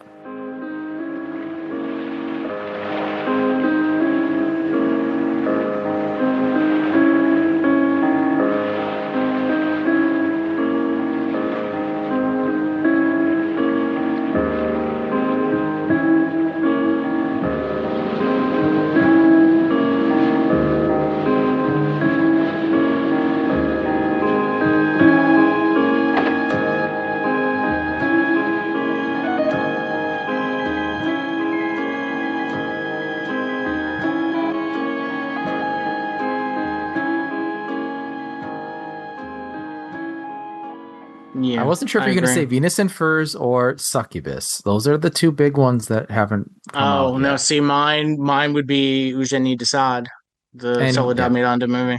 That's the last big movie. They're never going to do Devil Came from Akasawa, which I like. No. Sorry, but she gets to do comedy, which she never gets to do. But yeah, no, that's a good one, Venus and Furs. And it's a good point. I would have loved to see this earlier because Maria Rome was still alive. Yep. And she's like magnetic in that movie, and she appears in audio form on other releases, but like that's her movie. I would have really loved to hear her thoughts on being in that film. Margaret Lee passed away now, but and so did James Darren, just recently passed away. And Barbara McNair, right? We've lost everyone from that movie now. It's that is a slam dunk. I'm not sure what the deal is with that. I'm not sure what the holdup is on that. And it's also like, if you're in this scene, this industry, it's kind of the like consistently highest rated Franco. It's one of those that is not super divisive. A lot of people that don't like Franco love this movie because of the style in it, which Franco's style is kind of off the wall in a lot of other movies, but this one is pretty populist related. It's just the Towers. Yeah, it's a Harry Allen Towers. Yeah, so it's the Towers. He's under the Towers mode, so there's no. We live in a world where we live in a world where we have the Fu Manchus on 4K, but not Venus and Furs. That's the world we live in. We have the guys. Bloody Judge on 4K, but I like that more than you. I won't defend it too harsh. I won't defend it too hard, but I like enough of it. But yeah, like it's shocking to me that has not come out. There's I'm guessing that it might be issue. I'm thinking it might be an Elements issue. It's got to be Elements, because the rights I think are with the same people that it's the same people that have like Eugenie's Story of Her Journey into Perversion and Justine, isn't it? So I'm wondering if the elements are gone. I don't know. Not to give any hope or anything, but this did play at the New Bev earlier this year on 35, and supposedly it was from a print made from the negative, and it looked like shockingly crisp. So there are ways that we can make this work. It was not a brand new print, but it was from a print that was like stored and it looked like new, and it looked like brand new from the negative. And if they were able to do that, like, I mean, we might be able to make some magic here. I wonder if it's the same print I saw, because I saw there was a Kinski series of all things at Anthology Film Archives, and that was one of the Kinski movies they chose, and that print was stunning. Wow. I was so lucky to see that in a theater, because everyone was like, seeing it in a theater is maybe it was the same print. Crazy. It's a great experience. That it really weaves its spell over you, and that's when it's kind of like, oh, Franco movies. We need to see more Franco movies in theaters in general, because I feel like there's certain things about them that would work better in like a dark movie theater. Yep. Oh yeah, for sure. Yeah, but that's a really good choice. I keep forgetting that's not available. Yeah, that is a good choice. Yeah, very good one. I actually just rewatched that one recently. Yeah. Oh, really? Was it because of our Venus and Furs episode? Right. Well, actually, something I should note, just in case anyone's wondering, the amazing theme song to the opening credits of that movie is not Manfred Mann. It is a library music piece called Marco Polo from the KPM library. And I believe you can stream it on everything. It's called Marco Polo. I forget the composer. It's not Sid Dale. Actually, it might be Sid Dale. So yeah, and there's music from the soundtrack to The Name of the Game is Kill, the Stu Phillips soundtrack, that somehow ended up in Venus and Furs. Stu Phillips has no idea how that happened, because I sent him clips of it. And Thrower doesn't mention that in his book either, which is strange. He doesn't mention the KPM.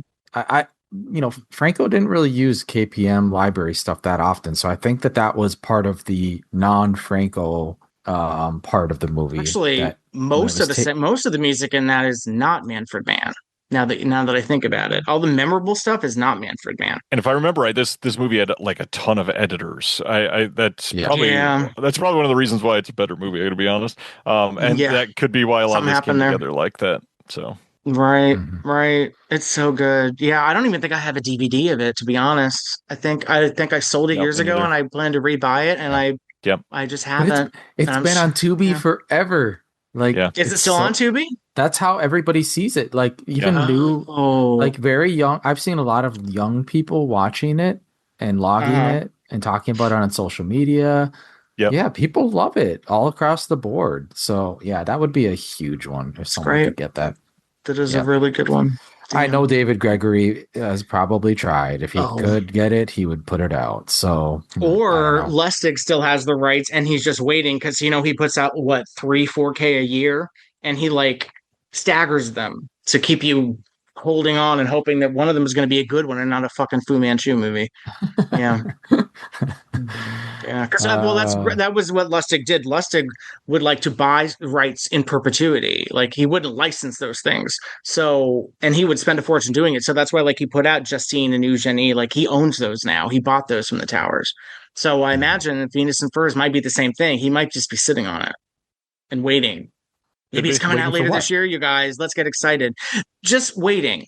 Because he knows he has to keep Blue Underground alive in some way. So putting out 2 releases a year is keeping the company alive, I guess. Okay. I don't know. I can't speak for Lustig. He's he's an interesting guy. Let's put it that way. All right, Casey, what's your number 4? Mine is also a European film. It is a film that Mondo Macabro put out in the UK only. It was one of their very first DVD releases, and it was The Nude Princess, 1976. Cesare Cannavaro, who did Hyena in a Safe, which just came out, and Gestapo's Last Orgy. Very interesting director, yeah. Yes, very inconsistent director. No real rhyme or reason to his projects, but Hyena in the Safe gives you no idea that everything he did after that would be really scattershot in terms of visual style. Beautiful lady, you call me. I see reflections of me, and yet a stranger to myself. I'm not the girl I'd like to be, and my soul is my own.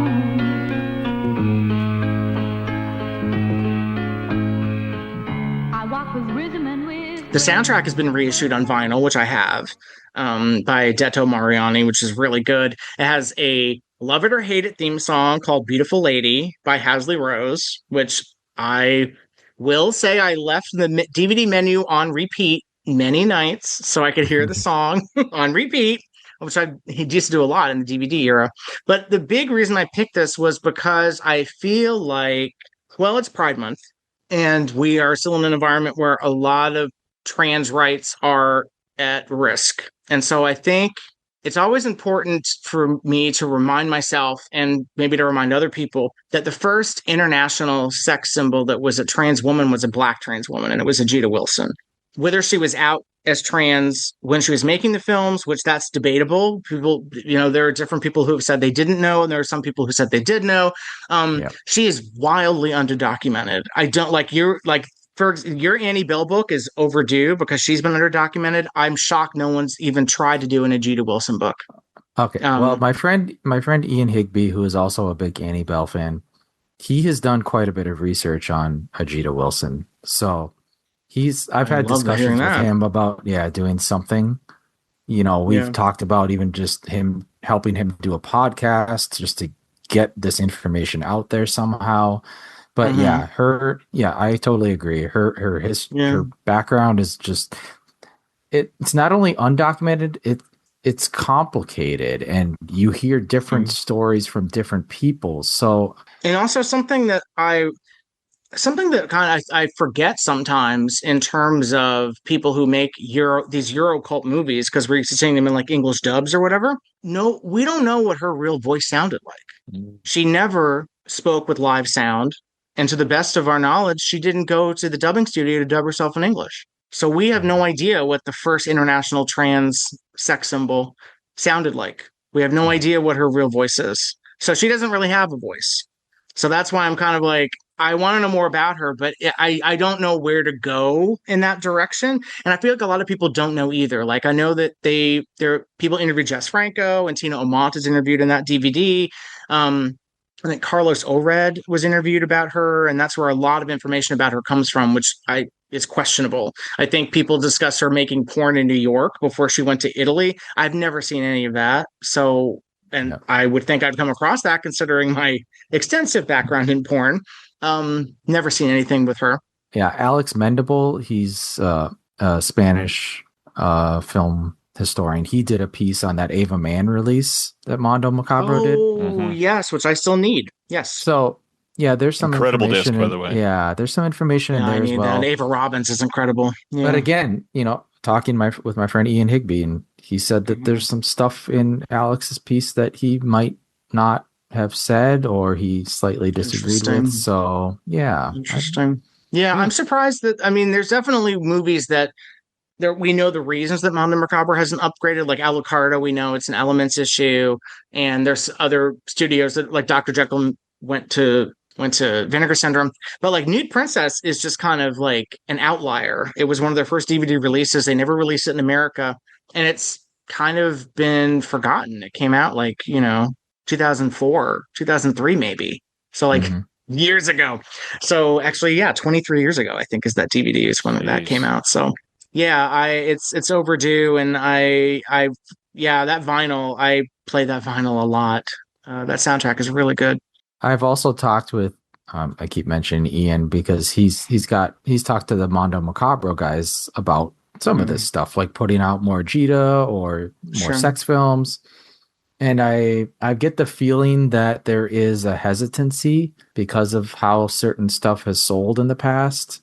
And that's what makes me worry about something like Nude Princess, because it's just like, well, is it going to sell like Sex Apocalypse did for them, which had Lena Romay and Ajita Wilson? I don't think that did very well. There is a gulf of quality between these two films. Yes, that is a. But how do you let people know that? Piece of garbage. I reviewed it on Letterboxd and raked it over the coals, and I told people not to watch it.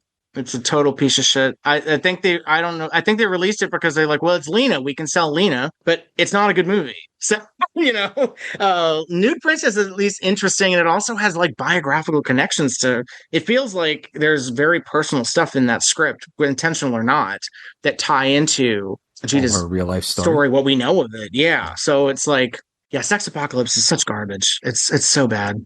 But then she made those Greek movies, like, and Vinegar Syndrome put one of those out. Erotic Passion came out on Blu-ray. And then she did some hardcore, which is really depressing to watch. She clearly didn't want to be doing it. So yeah, I don't know. Yeah. Happy Pride. Viva Vegeta. I love Vegeta. Yeah, this like, yeah, I haven't seen this. I adore her. Yeah. All right, that's a good one too. Yeah, I haven't seen that one, but I've seen Hyena, I've seen Last Orgy, I've seen Metallo, his western that Cesare did. Yeah. His stuff is very weird and very almost, I mean, you could call it experimental and kind of avant-garde in certain instances. So yeah, very stylish. I'm sure this is good. I need to see it. All right, my number 3 is a movie by Nellie Kaplan. Are you guys familiar with director Nellie Kaplan? I'm not. I don't think so. This is a movie called Nia, N-E-A. This is actually a Emmanuel movie. Well, it's written. The original story was written by Emmanuel Arsan. And it is starring Sammy Frey. He's a French actor. And the girl her name is Anne Zacharias. She is a Swedish girl. So this is sort of an Emmanuel story. But the difference is that the book it's based on is a short novel. I don't know if you guys have read any of the Emmanuel Arsan novels, but they get very wordy and they get very verbose and they get sort of philosophical. The good thing about the Nia book is it's short and it doesn't get into all that. He gave it 4.5 stars on Letterboxd. Yeah, I'm reading that review right now. Jeremy Ritchie gave You're it 5. like, Gentry is not helping me here to sell this movie. I need to just read his review. Well, because I'd never heard of it. This is brand new to me, and none of the cast is. I know Ingrid Coven. She's a Fassbinder actress, but other than that, I don't recognize any of the names in this cast. So I'm very intrigued. Yeah. This is also a favorite of our buddy Jeremy Ritchie. He's a big fan of this movie. His review is wild for this, by the way. People need to read that review. Yeah, I love Jeremy. So, the best way I can explain it is in the Emmanuel mode, in that it is about a young girl having like a sexual awakening, but it's also very meta in that she wants to be a writer better than Emmanuel Arsan, and she even like name drops like Marquis de Sade. And the funny thing is she name drops a name that I had to look up, and I was like, who the heck is this writer? And it's Nellie Kaplan, the director. She used to write erotic novels under a pseudonym. So there's lots of like really meta things going on with erotic novel writing. And what's Nellie Kaplan, she did a very Curious Girl, which Radiance was trying to get. Yeah, I haven't seen anything else from Nellie Kaplan, but I've read a lot of people's reviews of her stuff, and especially feminist authors really like her. And so, yeah, I haven't seen anything else by her, but I was really blown away when I first watched this movie as sort of part of my general Emmanuel and Emmanuel adjacent research. I checked this one out and I really, really enjoyed it. But I think that there might be some hiccups with regard to, the age gap is going to probably freak some people out because the character in it is 16 years old. The character in it, the character in the movie is 16. People still rave about Gigi. That girl is 15 in that Best Picture Oscar winning MGM musical. Yeah. So I don't want to hear it from anybody about this movie or any other movie. When Gigi has a record win for Best Picture from the Academy Awards of a girl being groomed for Louis Jordan. Yeah. So I'm okay with a 16-year-old girl, in a movie. Yes. I'm fine with that. Nobody clip that, please. Yeah. I will also say that there's You can't really use it against me. I'm gay. I don't need anything to do with 16-year-old girls. Okay. True. There's a really great cat in this movie. So all you Dakota. Cat and film lovers. It's a really great cat. Well, my Deaf Crocodile, those cat movies coming out. And there's more coming, by the way. Another promo. Yep. And endless cat movies. This was also shot in Geneva, Switzerland in the winter. So it has a very different feel to it than, if you watch a lot of these Emmanuel, I call them Emmanuel clones. A lot of them are in the sort of exotic erotic variety in that they're like on an island somewhere, or it's summer, people are in bikinis, whatever, or less. This is different feeling. It's, like I said, it's in Geneva in the winter. It's got some great cinematography. Go check out Nia if you can find it, but I'd like to see a solid home video release of that one. I see that CCC put it out. They were the studio, CCC did. Oh, that's a German company, Lesbos. isn't it? Yep. Yeah. It was one of those co-productions, France, Germany. So yeah, it's probably in a vault somewhere. Yeah. Wait, Pathfinder put it out on DVD in 2003. Pathfinder, Pathfinder's been around. Yeah. Long time. Mm-hmm. Yeah. It's on Blu-ray in Japan. Give us a English friendly one, because they don't do English subtitles for those things. That Pathfinder DVD is only $15 used. I don't want a Blu-ray. Or actually new. Give me a Blu-ray. Yeah. Nia, Nellie Kaplan. Yep, that's my pick. I'm very intrigued. I'm very intrigued. If you like Emmanuel style films, but maybe a little bit more the feminist edge and a little bit more artsy, maybe a little bit more darkly seductive. Yeah, that's a good one. So not like that terrible Emmanuel remake that just came out recently, where that was like a feminist update of Emmanuel and it was garbage. This sounds much more promising. I felt like I was in a series of like board meetings watching that. Oh, it was horrible. It was like an Emmanuel movie created by committee. Yes. It was really, it was terrible. It was so bad. It was really bad. Some things you just can't update. It just does not work. So it's fine to just enjoy them from when they were made in the 70s, in that time. Like, I don't want to see someone doing Emmanuel in America in 2026. That's not going to work. It's of its time. We enjoy it for that reason. I need to see this. Ryan. This one is another title related to somebody that's very mainstream for our crowd. But this is also probably my least sexploitation of all of my titles. But it's another one that I don't understand how we haven't crossed over to the HD world for this.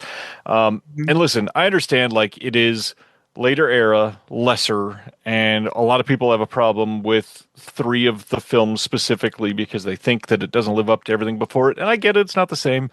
But I gotta wonder, how do we not have Pecker by John Waters on Blu-ray yet? Like, yes, this movie, like, I understand when it came out, it was hated. People that wanted Pink Flamingos Part 2 did not get that, and it was never going to be.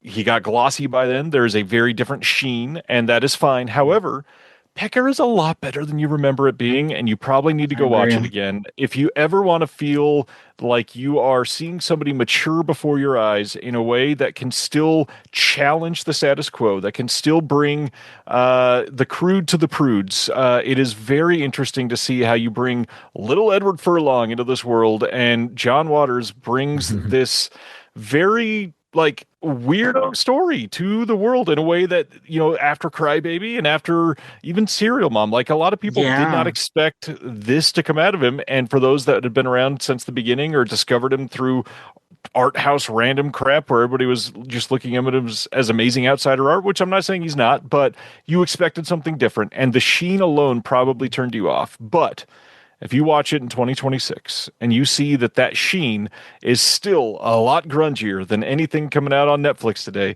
this movie is so much better than you gave it credit for. And sure, it's sexploitation in the lightest of ways, but come on, there's dicks everywhere. Like, so much about teabagging, this is, come on. Right. It's no teabagging, sir. Right. It's an incredible cast. Furlong is genuinely amazing in this movie, and if you don't think so, you probably need to watch it again. But I mean, Christina Ricci, Martha Plimpton, right? Mink Stoll again, as always. Patty Hearst. Patty Hearst, she's good in that too. Yeah. This the is grandmother. Full of grace. This is special, and fortunate enough a couple of years ago to go to the Waters exhibit in LA at the Academy Museum, and just being in the idea of waters for like 90 minutes of my life was such a unique place to see your mind go. Yeah, essentially. And you know, watching all the costumes come to life a little bit in front of you and seeing clips from all of them back to back to back. This movie, yes, I understand it does stick out like a sore thumb compared to, you know, Desperate Living and all that other stuff. But this movie is worth a lot more than you give it credit for. And when you watch this right after film school, when you saw the other ones and you felt a little pretentious and condescending towards it, it's better than that. Go give it another chance. Pecker, she's talking. Hi, Mary. Full of grease! Full of grease! Oh, wow. Freeze frame!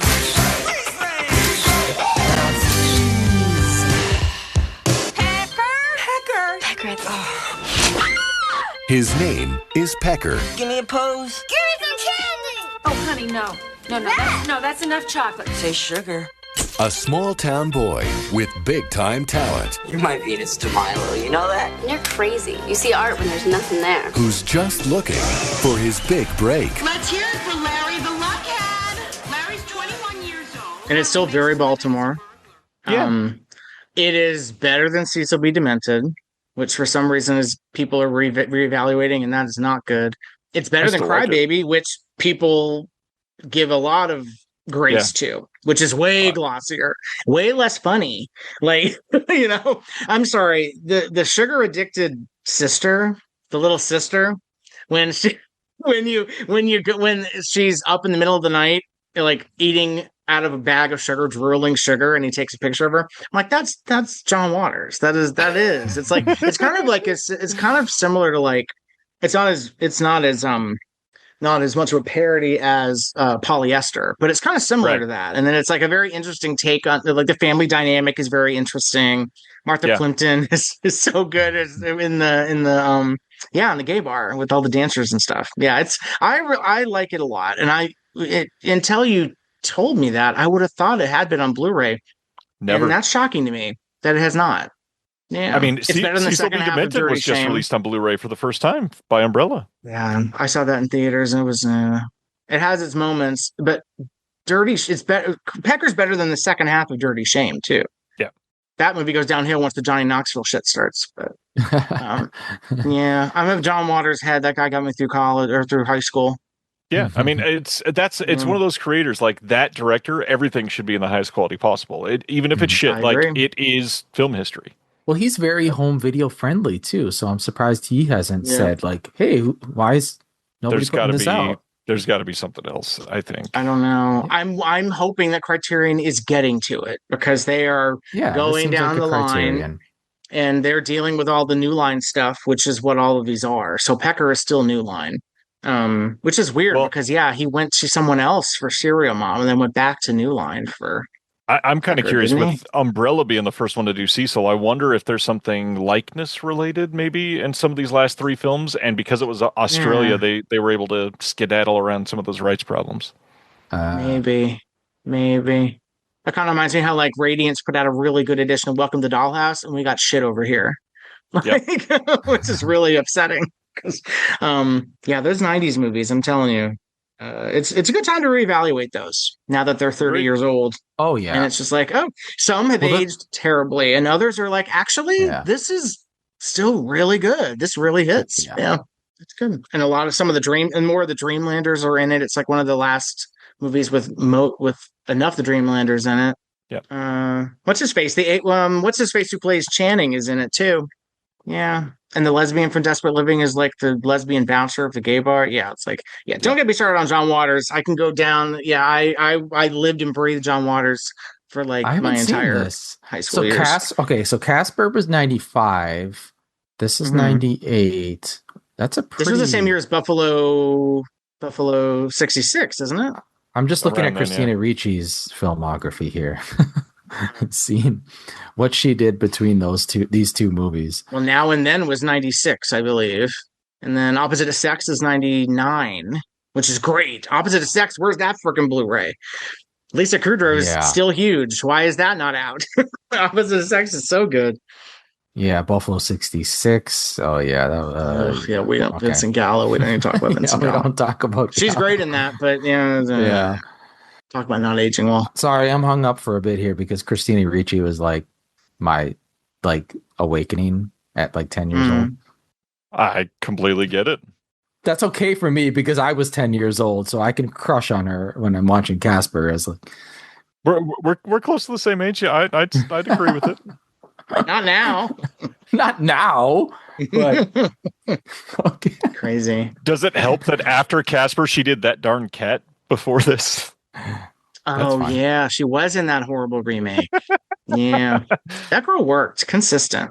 Yeah. God, I love her. Yeah, I mean, Wednesday Addams, huge, a different kind of gay awakening. It's like, oh, I love goth girls with like attitude. I was like, okay, I want to be friends with this chick. Yeah. I've always wanted a Christina Ricci. Yeah. All right, Casey, what do you got? I'm on 3. Okay, so this is an odd one. Another odd one. Okay, so have I don't think I've talked on our podcast about how much I adore Sandy Dempsey. Yeah. I think most people know her now from what is her best known performance, which is Little Miss Innocence, which Vinegar Syndrome put out, and then it's on the Grindhouse Blu-ray of Death Game, because Death Game's like an unofficial remake. Sandy Dempsey went back and forth from hardcore to softcore. She's in Ilsa, she's in Swinging Cheerleader, she's in a bunch of other stuff, but she only did really one starring role that was kind of a more major mainstream movie, but still sexploitation. And it's a movie called To Be a Rose. And it's a serious drama directed by William A. LeVay, who did Blackenstein and Wham Bam Thank You Spaceman.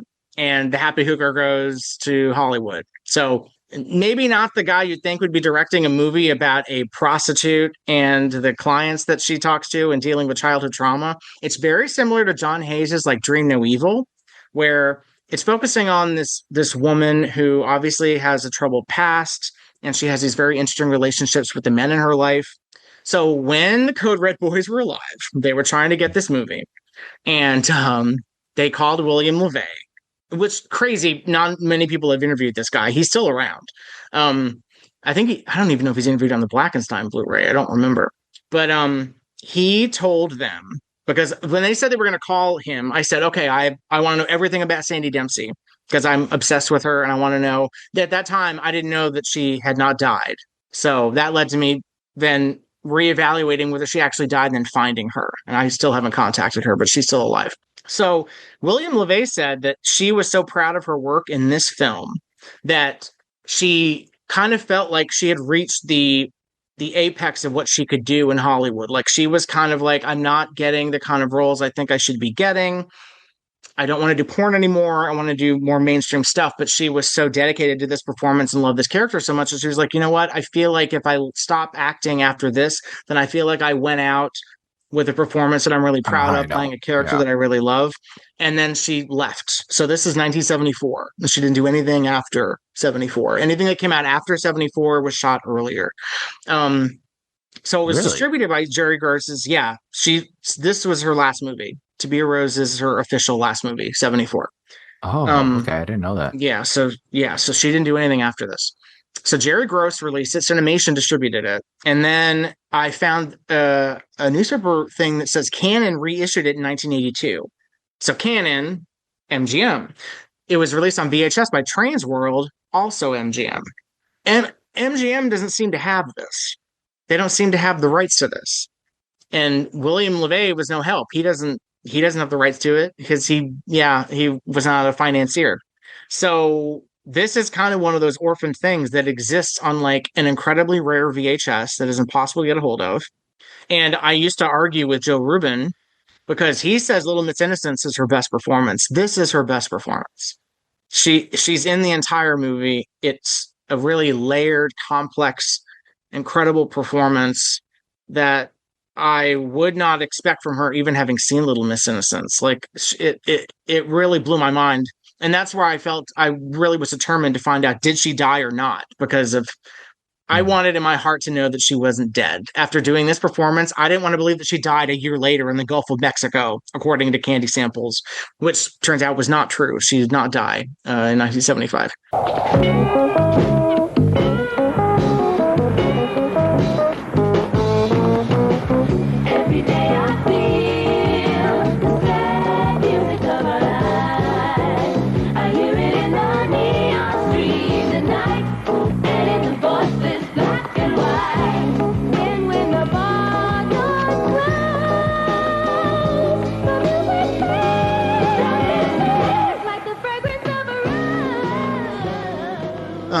So yeah, that's one I really, really desperately want somebody to even acknowledge it exists, because I remember Wow. buying the Yeah. VHS dirt cheap on Amazon, and I think 5 people had rated it on IMDb way back when. I don't know what the letterbox views are. I'm sure they're rock No, bottom low.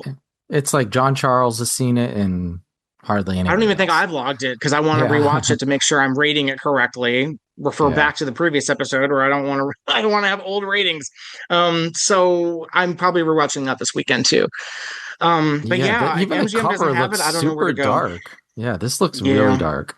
Yeah, and that's one I'll upload the file to our group folder, because she's just really, it's next level good. It's like, if she didn't retire, then I would have liked her to kept trying to get more work.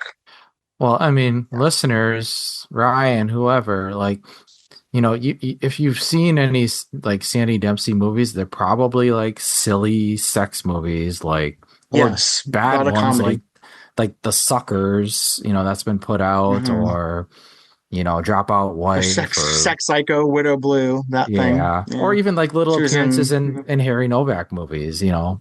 She was in Dirty Mind of Young Sally. She was in Country Hooker. So she has all these like little brutally murdered. Yeah, little walk-on roles and stuff like this. So yeah, I'd love to see her in an extended starring drama. Yeah, this looks really good. It's literally she carries the whole movie on her back, and I don't see that many other actresses. The only other actress I could see doing that at that time would be like Renee Bond. I could see Renee Bond doing it, but Renee Bond also doesn't have the pathos that Sandy Dempsey does in this movie. I don't know if Renee could have. Renee doesn't have the face to do like you said, the pathos of the no. What this looks like it. She's good in dramas and comedies, but Sandy, if you've seen Little Miss Innocence, you know that when she has that big breakdown scene, it's like it's coming from somewhere deep, and like she's channeling something. And so this is like a whole movie of that, where it's it's strong dedication to character. And I know it's crazy that I'm so focused and love that in sexploitation, but it's like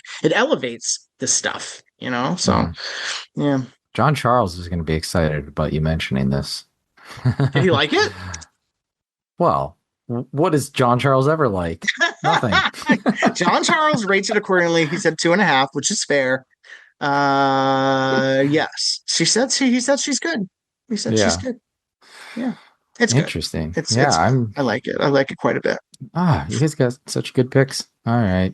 Oh, you're gonna love my next one. But yeah. What do I have next? Let's do that. Cindy and Donna. I'm not going to tease it like you guys are. I'm just going to tell you guys what it is. Nice. I need that Debbie Osborne on Blu-ray. I have to mention a Debbie Osborne. So this is scene release on those drive-in DVD collections that you see of like 30 films from Crown International.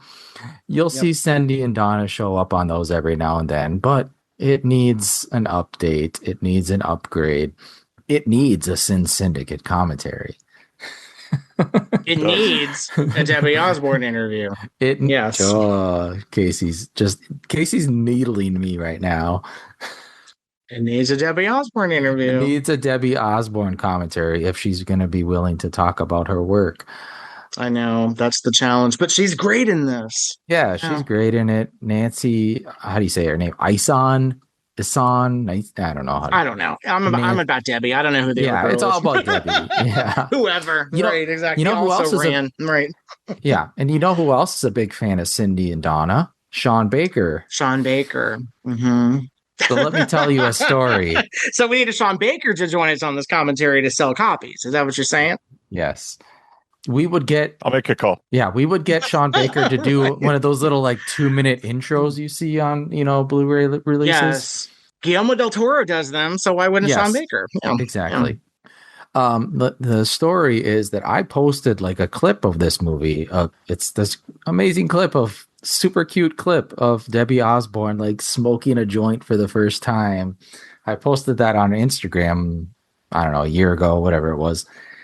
And this was our first interaction with Sean Baker, and he retweeted this, whatever you call it on Instagram. He reposted He shared it to his stories. He shared it to his stories, and it blew the frick up. and got us like tons of new followers. And I was like, and then we got all this weird attention, and somehow we got our account blocked and banned. I want to get high. You? Cindy? It's Donna's stuff. I found it in your room.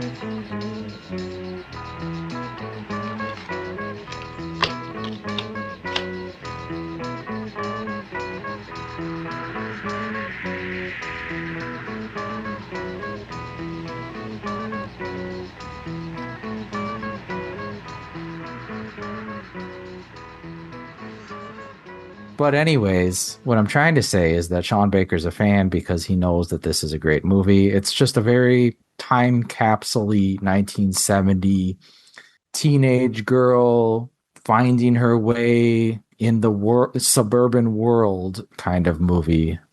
She's got a sister who's, it's the familiar story, a sister who is more sexually experienced, and she's sort of plays the voyeur at first, and I'll let you watch the movie to find out what else happens. It features maybe one of the greatest endings in sexploitation history.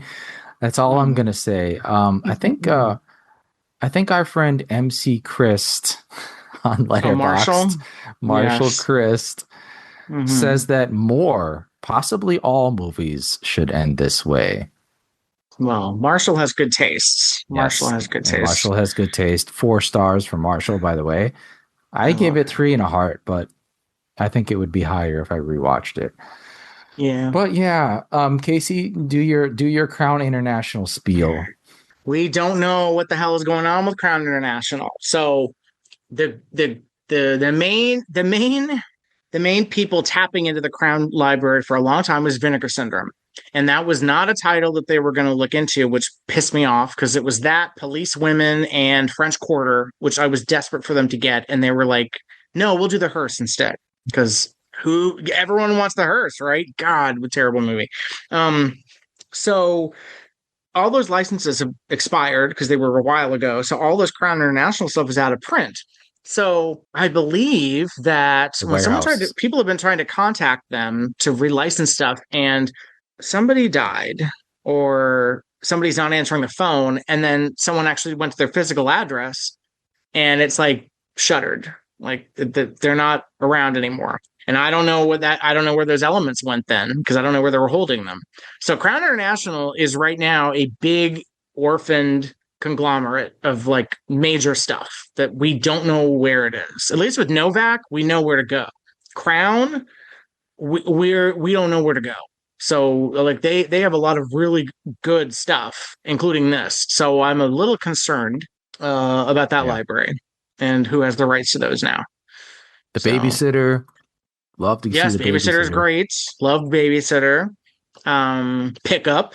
Best Friends. I don't like Chain Gang Women, but I guess some people would. Just so many drive-in classics. It's just like, you could put out Weekend with the Babysitter with Christine Murray from Joys of Jezebel. We talk about box sets a lot, but you could do like a really good drive-in. I think maybe, people in the DVD era remember all these garbage drive-in box sets where they, like I said, they stacked like a million movies on a DVD of shit quality. Like, do a really good drive-in movie, Crown International. Mill Creek set. Ones. Yeah. Mill Creek. Yeah. Mill Creek is actually, a lot of those were licensed from Crown International. So they had some nice restored ones, but it was hard to tell them from their garbage ones. Yeah. But Blue Money, which we've covered, that's Crown International. So that's out of print, and then you can't get a hold of it now. It's I was just vaulted. At the thrift store today, and I saw one of those drive-in Mill Creeks, and Blue Money was on there. Yeah, I was like, this is so funny. Yeah. There's a lot of good stuff. That's a concern. That's a big concern. Stanley, the Stanley Horror High, which is good too. I'm trying to think of all the other stuff that Vinegar Syndrome put out. Yeah, we don't need the Hearse, but there's lots of other good stuff in there. So that's where Cindy and Donna is, and that wasn't even on the radar of Vinegar Syndrome, or they just had no interest in doing it at all. So, nothing else to say. Debbie Osborne. Little Debbie, and only her 3rd movie, and she's very good. Considering she was not an actress. from the background that we know about her, not an actress, not even in high school. Didn't even do acting in high school. She's a hippie. Hippie chick who just somehow ended up being good in sexploitation movies. Yeah. Yeah. She's good in Secret Places, Secret Things too. I mean, yeah, she's again very underrated little actress. Very underrated little actress. All right, we're on number 2 for Ryan. Well, I do want to point out, I think it's hilarious that I've listened to the podcast so much with you guys that I keep getting lost and just like watching that I'm in this fun backseat. And I realize that I'm not talking for like 6 minutes in a row. I'm just like, oh, this is just fun to watch my guys. All right. So I don't know how to start this because the reality is I'd hoped that Casey would have started with his rant, and so hopefully it'll just glide off of mine. My big thing here, I don't understand how this title does not have the cachet unless there's something rights-wise that I am not understanding. But as far as I'm aware, there's one company associated with Yelling, I guess is the way to name them without naming them, that should have put this out already. I don't understand how Not of This Earth does not have an HD release. 1988, Tracy Lords, like the first legitimate title, the movie that is made because of a bet between two hilarious exploitation directors, Jim Wynorski, Will Dotson being my partner. I had to mention a Wynorski film, and with this being such an obvious choice, I mean, if you release this tomorrow, anybody that is 48 and younger that is in this industry and has followed anything related to this would buy this in a heartbeat. Sex, aliens. That's all you need. Yep. Right. Tracy Lords, still a household name. Corman. Yeah, exactly. The amount of everything that this movie covers, plus it's a remake, like it's nostalgic for people. It is a quintessential late era Corman sort of title, and we just don't get to see a release. Like, it's just gone, basically. It's something that very obviously should be getting a marquee, huge 4K release, like 3-disc, giant amount of extras. Tracy Lord sitting down for a brand new retrospective 2-hour interview, and we get fuck all. Like, what are we doing? Right. Include the original 57 version because they also have that, and they put that out on DVD too. So yeah, just I don't know that you're right. I forgot that has not graduated beyond DVD, and virtually everything else on that first run of Roger Corman's cult classics has gotten at least a Blu-ray, if not a 4K at this point. That's crazy. We have a Blu-ray of the documentary about making Wynorski's other film. The documentary Papatopoulos is out on Blu-ray from Terravision, and we don't have Not of This Earth. Oh, that's nothing really crazy. about that makes any sense.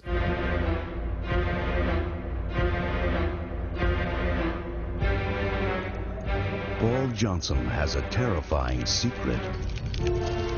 Either your case is 1 in a trillion, or you are not of this planet. A secret that conceals an alien presence with an overwhelming hunger to survive. I am dying. My blood is bad. Relentless in his pursuit. This guy scares me. He told me never to allow anyone in the basement.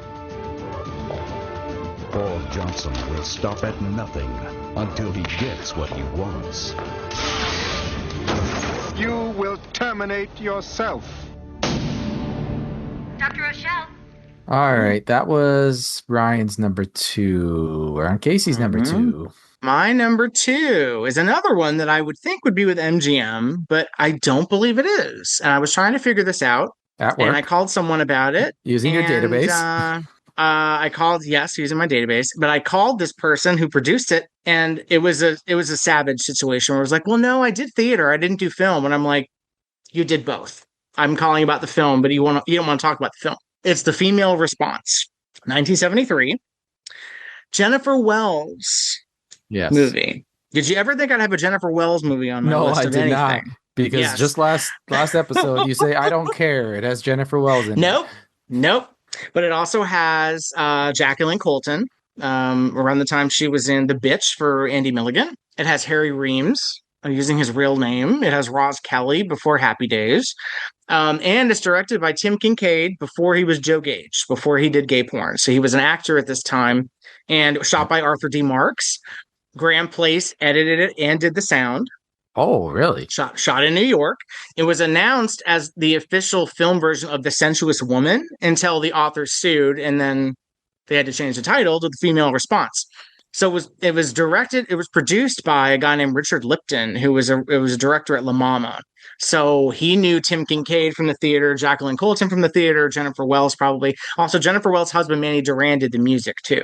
So there's so many interesting people involved with this, and it's really very good. It came out on video, I believe, in the UK. Why does this read like a white coder? I think because it's supposed to be based on The Sensuous Woman, which is like a kind of a sex education book, but it's it's like it is a case studies thing, but it's not a white coder. It doesn't have like, a guy. It doesn't have people talking to the camera or whatever. It came out through Transamerican, and Transamerican should be with MGM.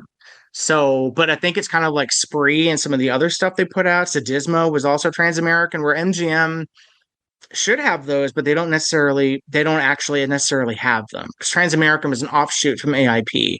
So, yeah, like Cycle Savages is technically Transamerican, and they have that. But this one, so Richard Lipton, I found him in the phone book, and it was definitely him. Not that many Richard Liptons, shockingly, in the phone book.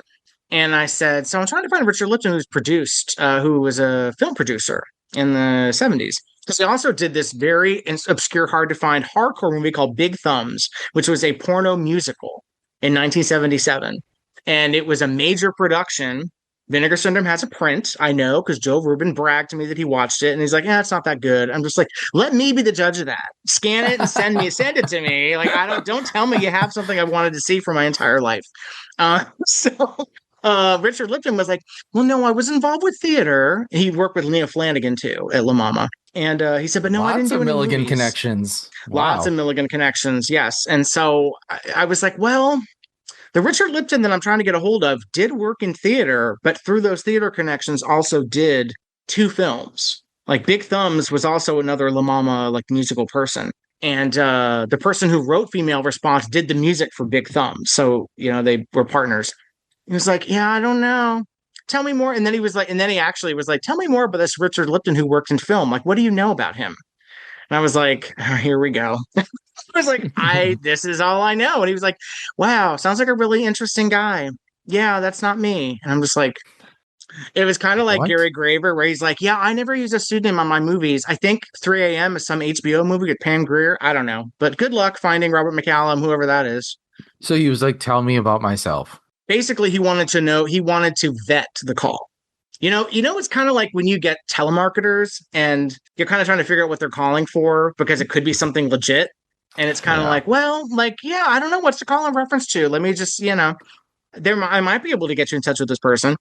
It was a very weird phone call. I think he's gone now. I think he passed away a couple years ago. But this movie it came out on video in the UK. And I only know that because God love the Code Red boy send me a DVD or VHS rip of the UK version. So I have the movie, and it's good. It's quite good. And I'd love to see it nice and restored. The Sensual Revolution. Now a motion picture deals frankly and honestly with the one moment that makes all women sisters under the skin.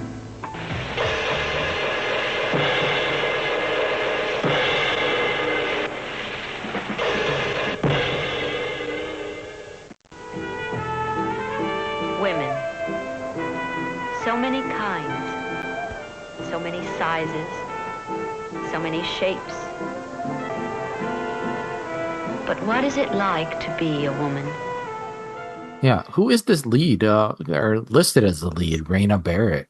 That, I know her name from somewhere, but I'll send you the trailer, because I have the trailer to send you for an audio drop. But Jennifer Wells is like it was her first movie it was one of her first movies after Scorpio 70. Yeah, Scorpio 70 was the Jennifer Wells. Yeah. Yeah. So Scorpio 70 was the first Jennifer Wells, and then Weekend with Strangers. And then this was announced in the trades before Weekend with Strangers came out. So I think they shot this earlier than 73, but it came out in 73. Okay. So it's very good. I have the poster. I'd love to get Joe Gage to sign it, but Joe Gage love a Joe Gage commentary, but he's also iffy about getting back with people these days. Just like Jacqueline Colton. But yeah, Grand Place connection and Arthur D. Marks connection. So yeah, it's very good. It's very good. Yeah, this looks fun. 73, a very diverse cast of women. exploring their sexuality. Yes. Yeah, I mean, you have Jackie Lynn Colton, who is a plus size woman, and if it really it allows her an opportunity, and it's not like jokey about like, oh, this fat woman wants to have sex too. It's like it's actually handled very, very gracefully and very like affectionately. Yeah, and it's also like not anti. There's a lesbian character. It's not hateful because I think it was made by gay men, so I think it's a lot more open minded. Yeah. Than something earlier would be. But yeah, it's good. Only 15 views on Letterboxd. Yeah, this looks interesting. Of course, Joe Rubin has seen it. Joe Rubin says it's good. Views, that's wild. Yeah, Joe Rubin says it's good, and Chris Poggiali also reviewed it. Yeah, above average sexploitation that should have been and perhaps was smuttier. Maybe. I kind of doubt it. It was released as an R rating. I don't think it was. It wasn't supposed to be like a soft X movie. I don't believe. It was announced as an R-rated project. So the promotion does not scream smuttier to me. It screams it screams like a New World movie. It's trying to be like student teachers or one of the private duty nurses, that kind of thing. The one sheet looks exactly like that. Yeah. Right. Which I need to frame my one sheet. I love that. All right. That's a good one. All right. That was your number 2. I'm on my number 1. All right. Let's do our number 1s here. My number 1 is a film that I actually purchased a print of. The Italian title is, you know what? I'm not even going to try to pronounce it because Eugenio Ercolani is going to yell at me for my bad Italian. Le fine dell'innocenza, isn't it? Yes. That's pretty good. So it translates to The End of Innocence. But here's the issue with this movie. Okay, so first of all, it's an Annie Bell movie. This was produced by Harry Allen Towers. It's, another one of those Euro pudding productions with a million hands in the pie. But in that regard, it has a million titles. So it has that original Italian title. Harry actually wrote it under the English. Harry's a British person. He's an Englishman. So he wrote it under the title, The End of Innocence. That is the original title in his script. So in my book, I have this question, like, how do I talk about, what do I call these movies? Do I want to call them by their original title and their country of origin? Or do I want to make this like as English friendly as possible? So I'm making it as English friendly as possible. Despite this movie never actually being really released under the title The End of Innocence, I'm calling it The End of Innocence. So I'm going to call it The End of Innocence. But in America, this was actually called Annie, the True Story of Annie Bell, because this was the first movie that they made together. It also went by the title Bluebell and Belle in England. So why I picked this movie is because it's such a mess. So I have a print of this, but it's the Italian print. It doesn't have any subtitles. It's in Italian. This is the version that if you look for this movie, if you want to watch it, there is digital files floating around, and most likely you're going to find this Italian version. The Italian version is different. It has different edits and different music than the English version I have seen under the title Bluebell. There's also a German version, which is called like Annie Born to Love is kind of the translation. That version's also a little different. So there's just different versions of this floating all around. I'd like to see someone put together a beautiful UHD of this movie and include all these versions somehow. It would take some work. I'm here for you if you need me. Sarah, I'd like to live like this. It's so simple. That's right. Could I stay then? I'm afraid not. We are leaving soon. Where are you going? To India. We leave tomorrow. Take me with you, Sarah. No, Annie. You would only be running away from yourself. You must discover yourself and live your life the way you think. But, so a little background. This is Annie's very first movie as Annie Bell, under that name, which was kind of a title that Harry Allen Towers gave her when he was sort of launching her as this new star. It's like I mentioned, it's another Emmanuel clone, as I said before. But it's shot in Hong Kong by Massimo Dallamano, a big name in Italian cinema.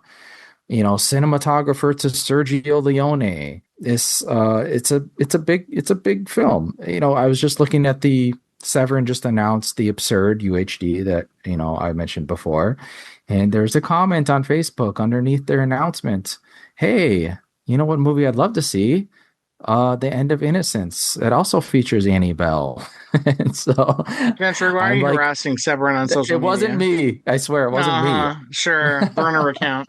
Right. Yeah. I'm not buying it. I do want to see it. It came out on DVD in Japan, I remember years ago when pre-Diabolique DVD, there was a place called Exploited Cinema, which Tony Simonelli ran, which was the go-to place for imports. And I remember he sold copies of it. And I never bought it because it was Italian only. And I knew if it was Japanese, if there was going to be full frontal nudity, it was going to be blurred. So I never got it, but it was supposed to be gorgeous. So yeah. There is lots of full frontal nudity. Very tasteful. And this is a Massimo Dallamano movie. This isn't super sleazy or anything. But yeah, It also features Felicity Devonshire, who was a big pinup model in the UK. She did British sexploitation and stuff like that. But yeah, it sounds like there might be. I can't remember actually if this one was the rights issue or an elements issue. It's a rights issue. Yeah, I'm looking back in my emails. Yeah, it's a rights issue with this one. I think it was the same as Laura, which was like, who knows? Obviously, this is like very important to me as a film that I'd like to see released. I just wonder if that time has passed. Severin did these. They did these already back in the day. They put that this kind of like mini box set out with Felicity and Laura and Vanessa, right? Vanessa, yes, the three single. Vanessa's good. Female movies. Yeah. Mm-hmm. So I just wonder, if these companies just don't want to put out erotica anymore. They're still putting out erotica. They just put out the Emmanuel collection last year on 4K. What are you talking about? What are you talking about? They're still selling. They have a pin with Annie Bell nude for Absurd instead of having her with the face from the oven in Absurd. Thank you. So let's be honest, though. This pin, Laura Gemser.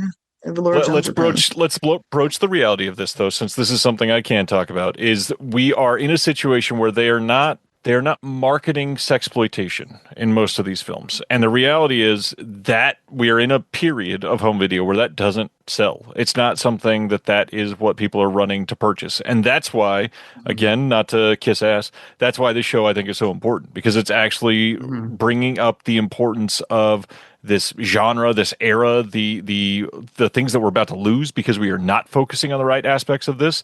And so the only way that we got an Annie Bell pin is because it's a pure exploitation film, and it's not even her in that movie. Like, that's why this is so sort of weird in this industry, because yes, we do have to, these companies have to profit. If they can't profit, it's not going to be able to keep working. And so yeah, Annie Bell's beloved by some people, not enough, and not enough have been educated about that. But we're at a position where if they want to sell these box sets or just these individual titles, they got to put out the horror, because the horror sells. And that, or we got to find a way to come full circle and not have our consumers be prude. So right. Well, Cult Epics is still putting out Tinto Brass on 4K. Right. There's not many more. There's definitely options. Well, they're not running out. I mean, they put out a lot of them on DVD, on Blu-ray, but they're upgrading. And they pretty just soon they might. In the key. They may stop choosing to do that if they continue selling at a rate that if they keep selling like the last two did, which is a lot less than the first two did, it might be a problem. That's too bad. Yeah. Well, the thing, I mean, we could go on and rant about Tinto Brass. Like, Tinto Brass, I don't think is really. It's never really broken into American markets, I feel like. No.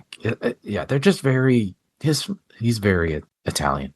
Yeah, on that topic too, the 88 films, heard through the grapevine as well that some of their sexier titles didn't do super well. So, whatever. Oh, like 11 Days, 11 Nights, that kind of thing? Yeah. That was a 4K, which I was shocked by. 4K 4K is a bridge too far for certain titles. It's just an extra added expense. Yeah. I would personally be a little more choosy with the 4Ks, but that's just me. Ryan, what's your opinion on 4K? Like, when do you think it's worth putting something out on 4K? This is one of the hardest questions to answer. And the reality is because, elements wise, it's got to be a good enough element to get more of the grain and more of the pixels out of it, make the increase in quality make sense.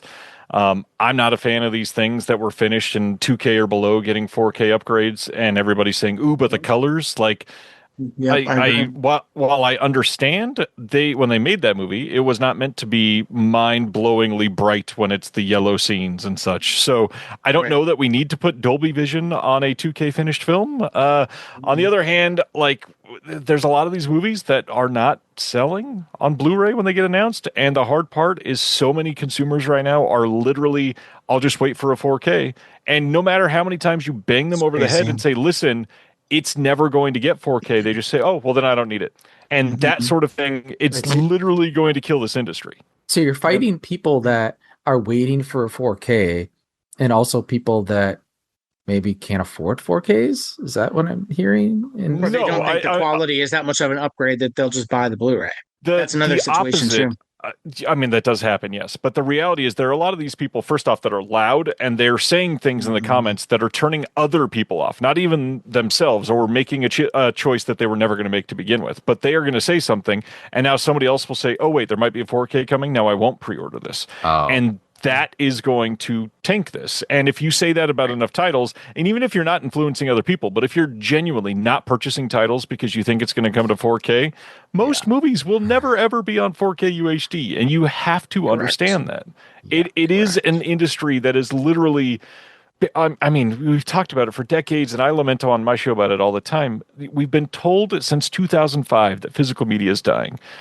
Literally today, I posted an announcement about a 5-disc 4K exclusive worldwide restoration of Sallow, one of the most banned, censored films of all time, being released in Germany in a luscious box set that the restoration looks incredible.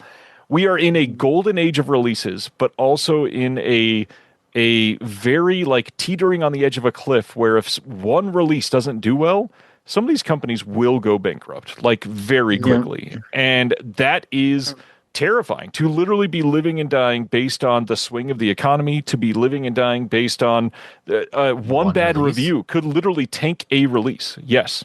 Yeah, it's true. It's awful. It's so volatile that no matter what you choose, and I mean, I'm going to be flat out, when Antenna's starting to release physical media later this year, I have literally almost 2 full years of releases planned. Out of that entire 2-year schedule, one title is currently maybe going to be UHD. That is it. Yeah.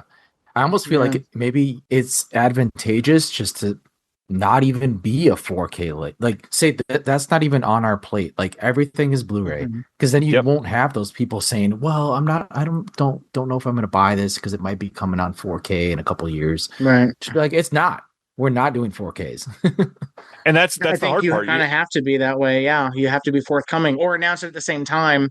Yeah. I've the one title that I'm considering 4K on is a not modern in the last 3 years, but it's a fairly contemporary title that was shot on film, and that was one of the main selling points when they originally marketed the film. And if we don't do that on 4K, I'm going to get shot in every single comment section, and people are going to take me out on the hill and beat me with a stick, and nothing about 4K? that. Why no 4K? Exactly.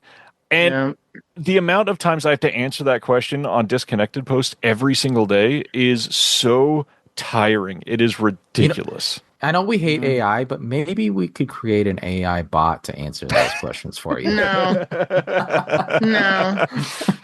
I prefer drinking water, but that's okay.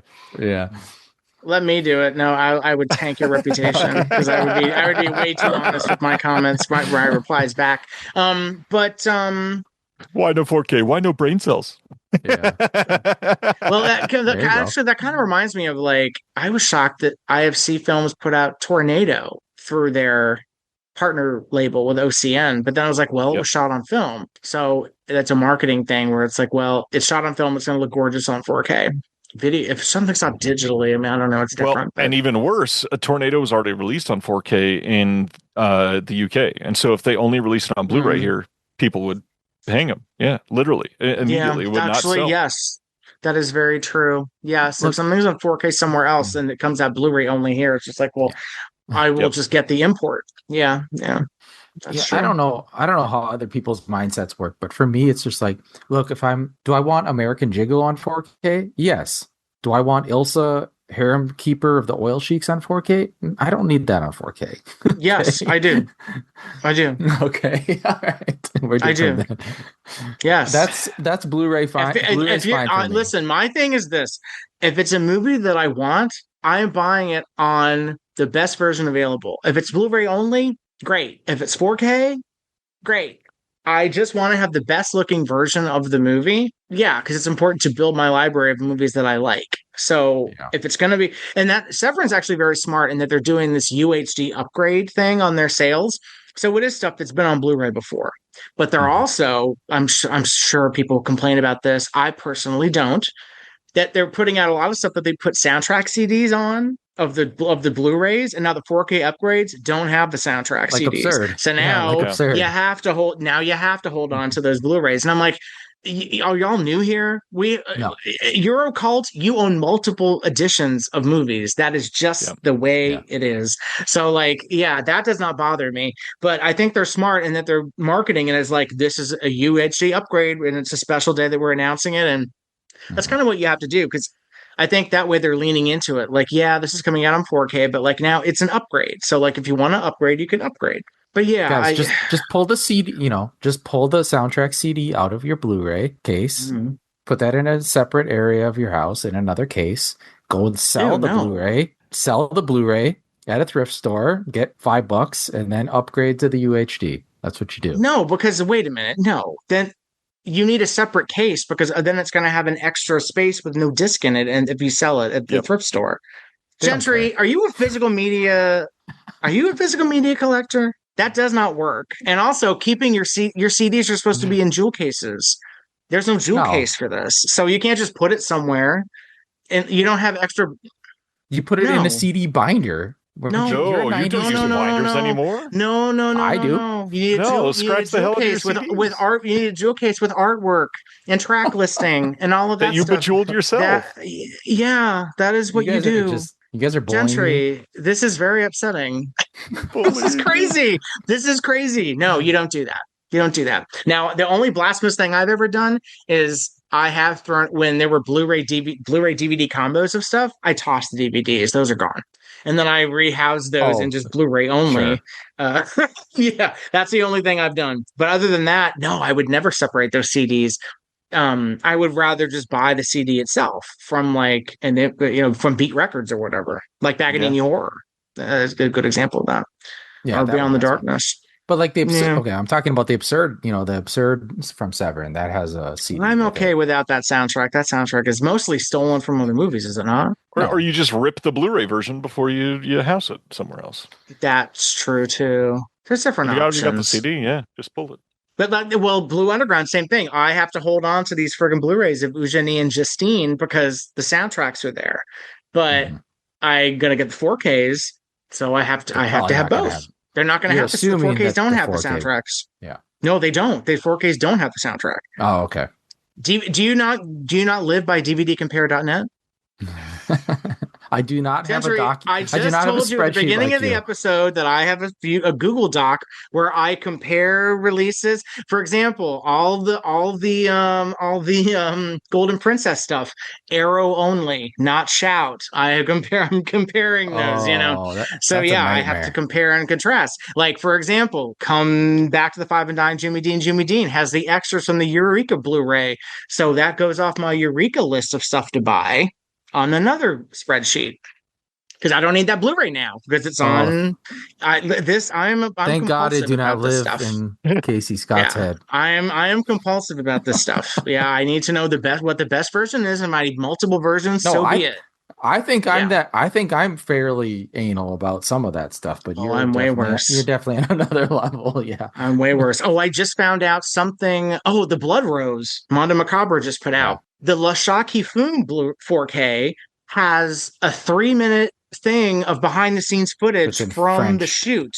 I don't care. It's not on that release, so I need the Lashaki He film has to release get it. because I need the behind the scenes footage from the shoot of the film. Why was that not on there?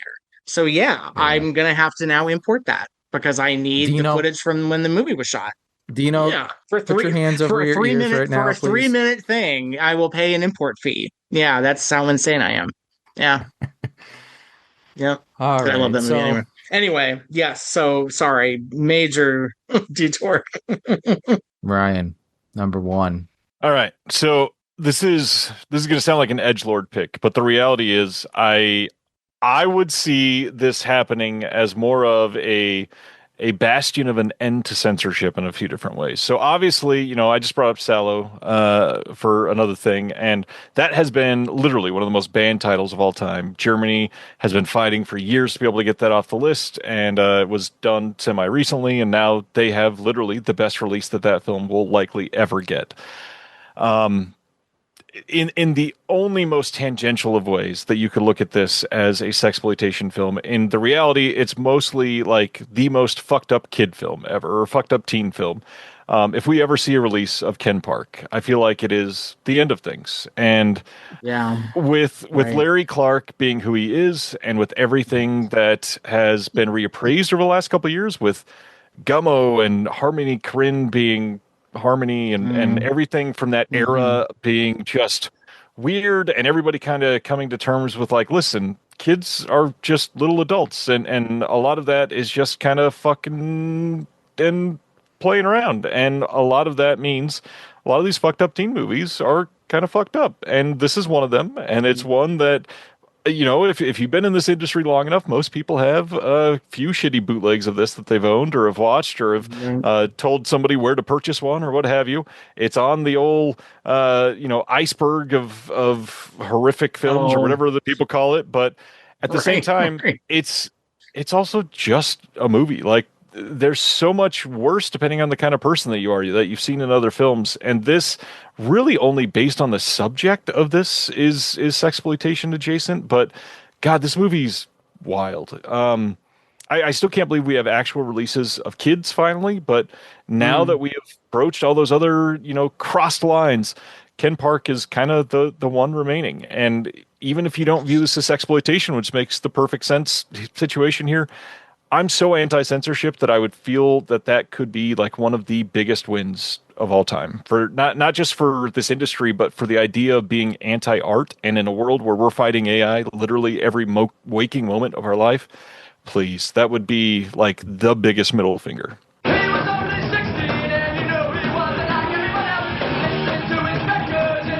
There's Claude, Peaches, Mike, Tate, and that's me on the end. We all live in a little town in California called Visalia.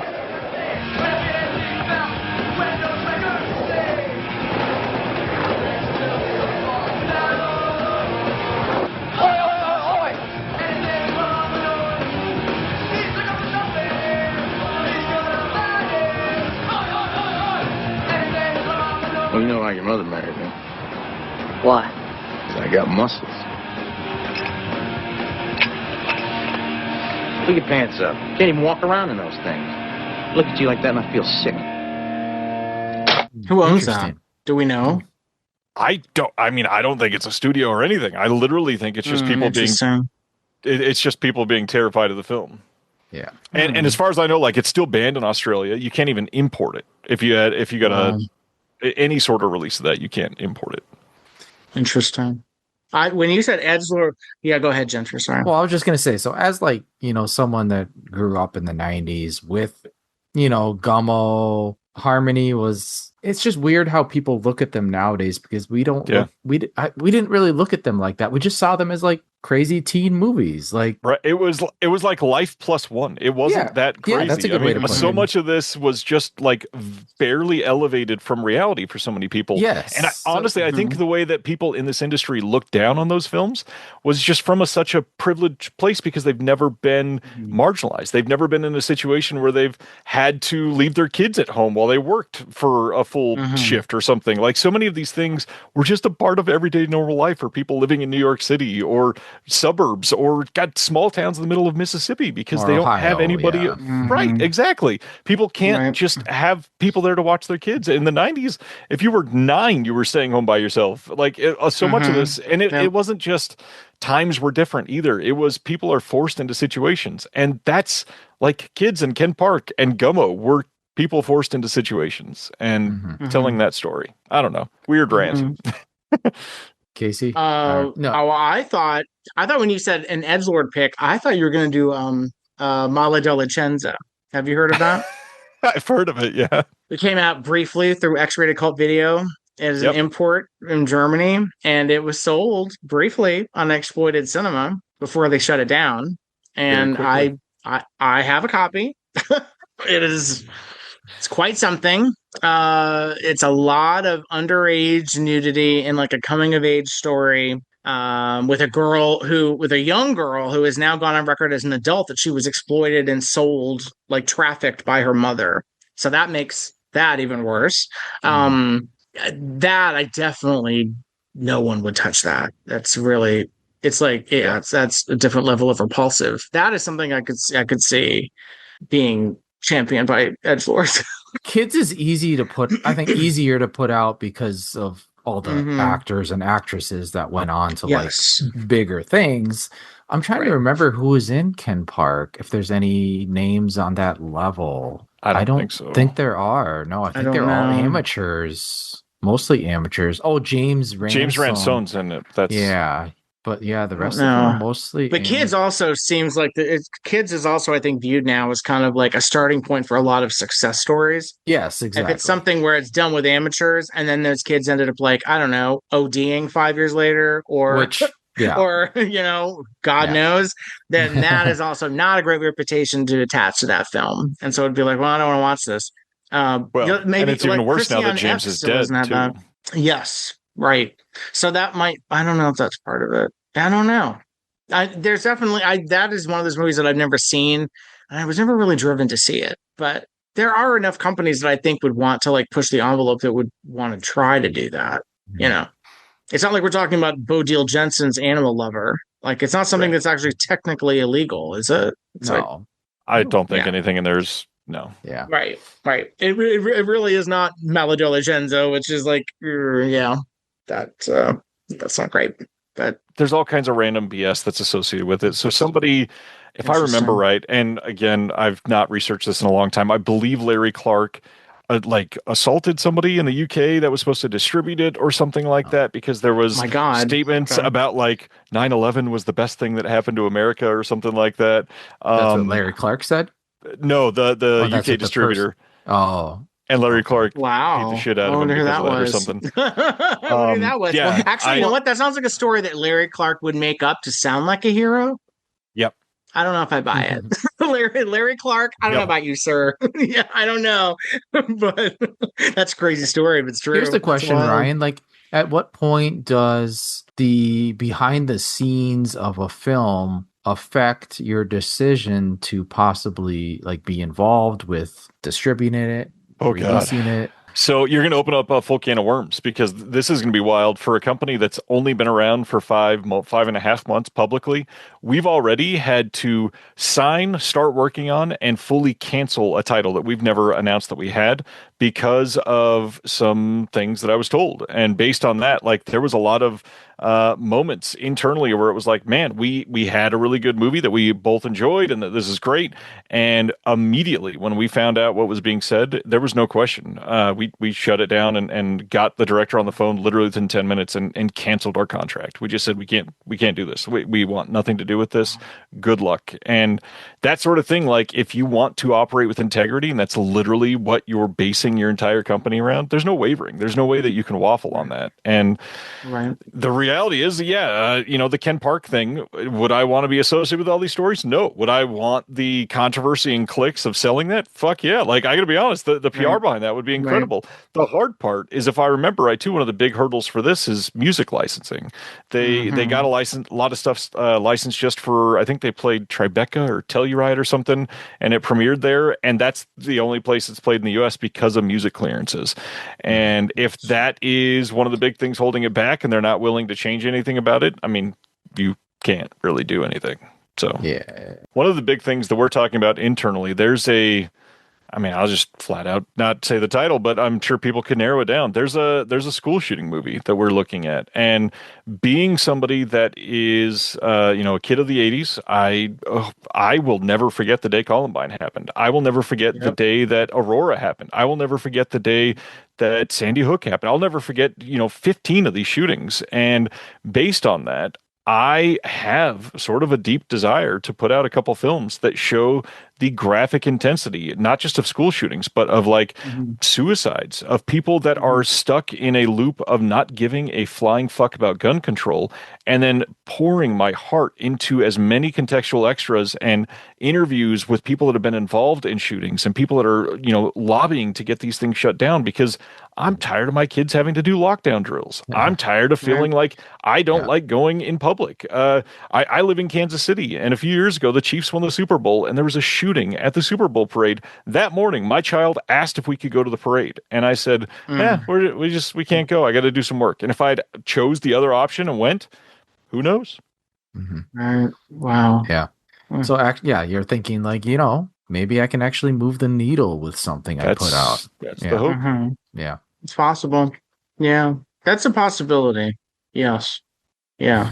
I think there is a sense of, I like that sense of responsibility if you're going to be distributing something. Yeah, there is that. I think there is that obligation if you're now part of that film's history and part of that film, presenting that film story to people, that it depends on how you're presenting that story and how you're presenting that film and its history and the context. I think that's really important.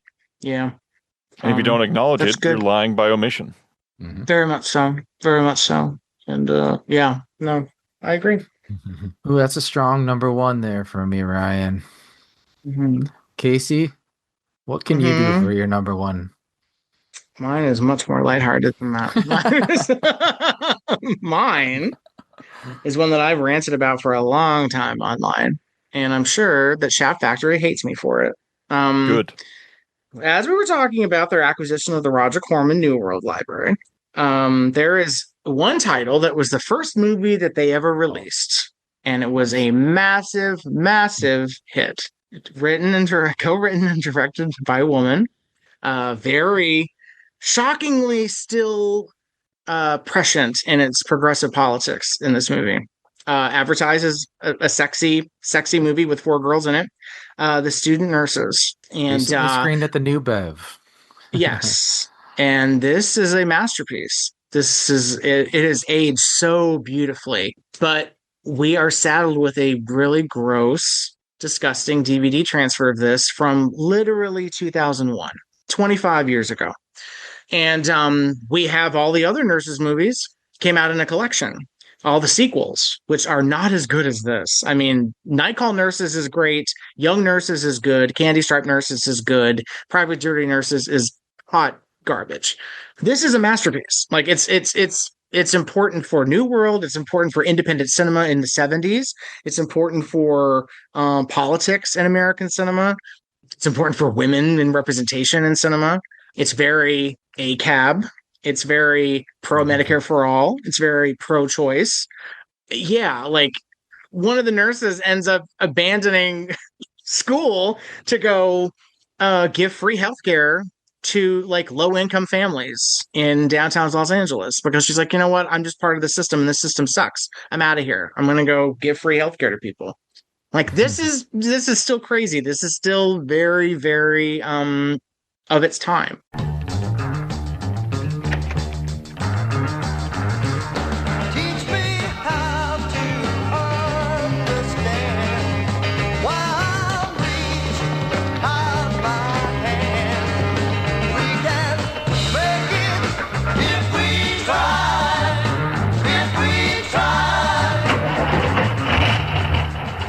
I remember when it came out, I reviewed it for DVD Drive-In, and I was like, everyone needs to buy this. The poster is nothing like the movie. It stars Elaine Giftos as one of the nurses. She was on a good show called The Interns at the time she was in this, where she played a nurse, and her husband was Mike Farrell before MASH, and Christopher Stone was on that show, and Elaine Giftos is great. Barbara Lee, who is supposed to be Vampirella, is good in it. years ago, I was so obsessed with this movie. First of all, I own every piece of press material that ever came out for this movie. I have the poster, I have the press book, I have a full stills package. I literally was obsessed with this movie when I saw it for the first time. And I was trying to do a nurses reunion. I wanted to do an article where I interviewed all 4 of them. So I talked to Barbara Lee a ton, and she was very helpful. And then Elaine Giftos was evasive. And then I couldn't get a hold of Karen Carlson, and Brianna Farrell was also tough to get, and she just died in 2018. So then now we'll never get a nurses reunion. The soundtrack is great. I just love everything about this. It was on the Criterion Channel last year. It still pops up on the Criterion Channel every once in a while because it's an important movie, but it's such a garbage transfer. It's just like, I don't know why you would not release this. It doesn't even need to be a tricked out edition. Put it out as a bare bones Blu-ray. It's majorly important Rothman, title. She turns 90 this year. Yeah, do you not want a commentary from her? Yeah, she's available. She is. She was on the Terminal Island Blu-ray. Yeah, which is crazy because, and that's also Barbara Lee from this movie. I just think it's very short-sighted, and that's why I will have personal beef with Cliff McMullen. You can leave this in. I will have personal beef with Cliff McMullen on this because I know the movies he prioritized for Shat Factory to put out, like Dead Space and Twice Dead, because he liked the actress. Because the Code Red boys told me everything. They knew all about this deal. They knew the movies Cliff wanted and Cliff prioritized. This was never discussed and has never been discussed at Shat Factory to reissue. And that is personal beef I have over this title. This is a major, major, major important, historically important movie. Now, outside of the genre. So it's crazy. Is it because the 4 girls aren't like household names? None of them are. Shouldn't matter. Wanda came out this year. People don't know who Barbara Loden is. Criterion put out Wanda. Mm-hmm. Shout has released stuff with more obscure people in it. Like that. Yes. The Lady in Red, for God's sake. That's a great movie, but that's not a household thing. Like, it's just crazy to me. Unless the negative is gone, and say that. Say we don't have the elements for it. Instead, it's radio silence over this. The very first movie that New World ever released is not restored and available. The very first movie. Yes, thank you. Yes. Did you look at reviews when this screened at New Bev? Did you check out any? No, I'm always nervous to do that because I don't think anybody will. I don't know if people will respond to this as strongly as I did and still do. Because I'm nuts for this movie. I really am. Like this is one that I don't argue about. If people don't like it, I'm like, okay, we don't have anything to discuss. Okay, so if I watch this, it's so important. If I watch 2.5 stars, this podcast is over. That's what I was going to ask. But you would not, because I think you would understand. There's so much good stuff in here. Like Barbara Lee is really good in there, and she has to go through an abortion, and it's handled really, really sensitively and effectively. It's brilliant. It's I read about it in Corman, in a couple Corman like biography books, but I've never seen it. Mm-hmm. Have they covered it on New World Pictures podcast? I think so. I was gonna say, guys, if you haven't covered it, I will come on and y'all can mute. I'll just y'all can stay on mute and take a break. I will monologue about this thing. I rave about this one every chance I get.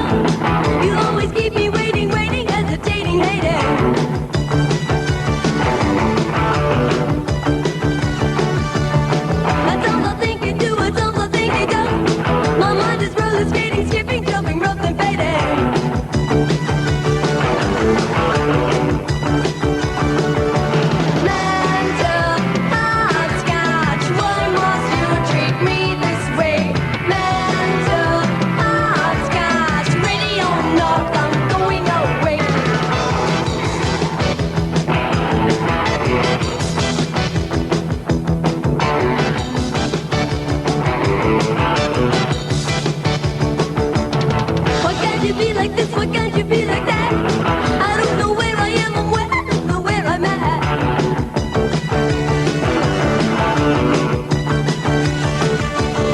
So now you've got me up and now you've got me down. You will be, won't be, don't be, watch me now, it's crazy.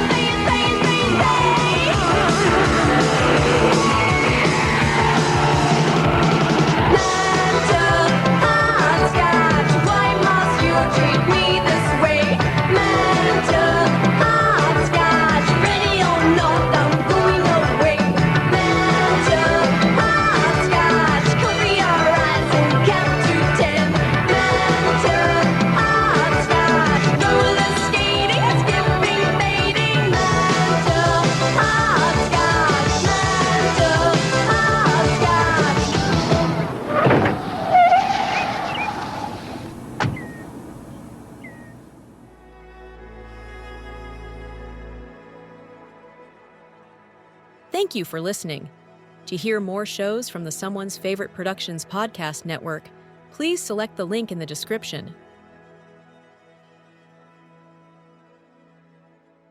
Hey everybody, this is Ryan from the New World Pictures podcast, where we're on a mission to watch every movie ever made by New World Pictures. With me as always is Mark. Every movie? Every movie! Every movie? From the Roger Corman cult classics like Battle Beyond the Stars, and the super weird stuff you never even heard of like Eat and Run. Makes your tongue want to say, hey, it's nice in here. Yes, Mark, every movie. And Erica. Every movie? Yes, Erica, every movie. Every movie. So we're still talking about Night Zoo. I've seen it. And all the bonus stuff too. We're talking things we loved, things we hated, favorite scenes, inside jokes. And I know we're not at final questions, but are we still talking about Ryan's research? I know I am. So check out our website, newworldpicturespodcast.com, or subscribe to the New World Pictures Podcast wherever you listen to your podcast. Follow us on the socials, and we'll see you next time at the New World Pictures Podcast, proud to be a part of Someone's Favorite Productions podcast network.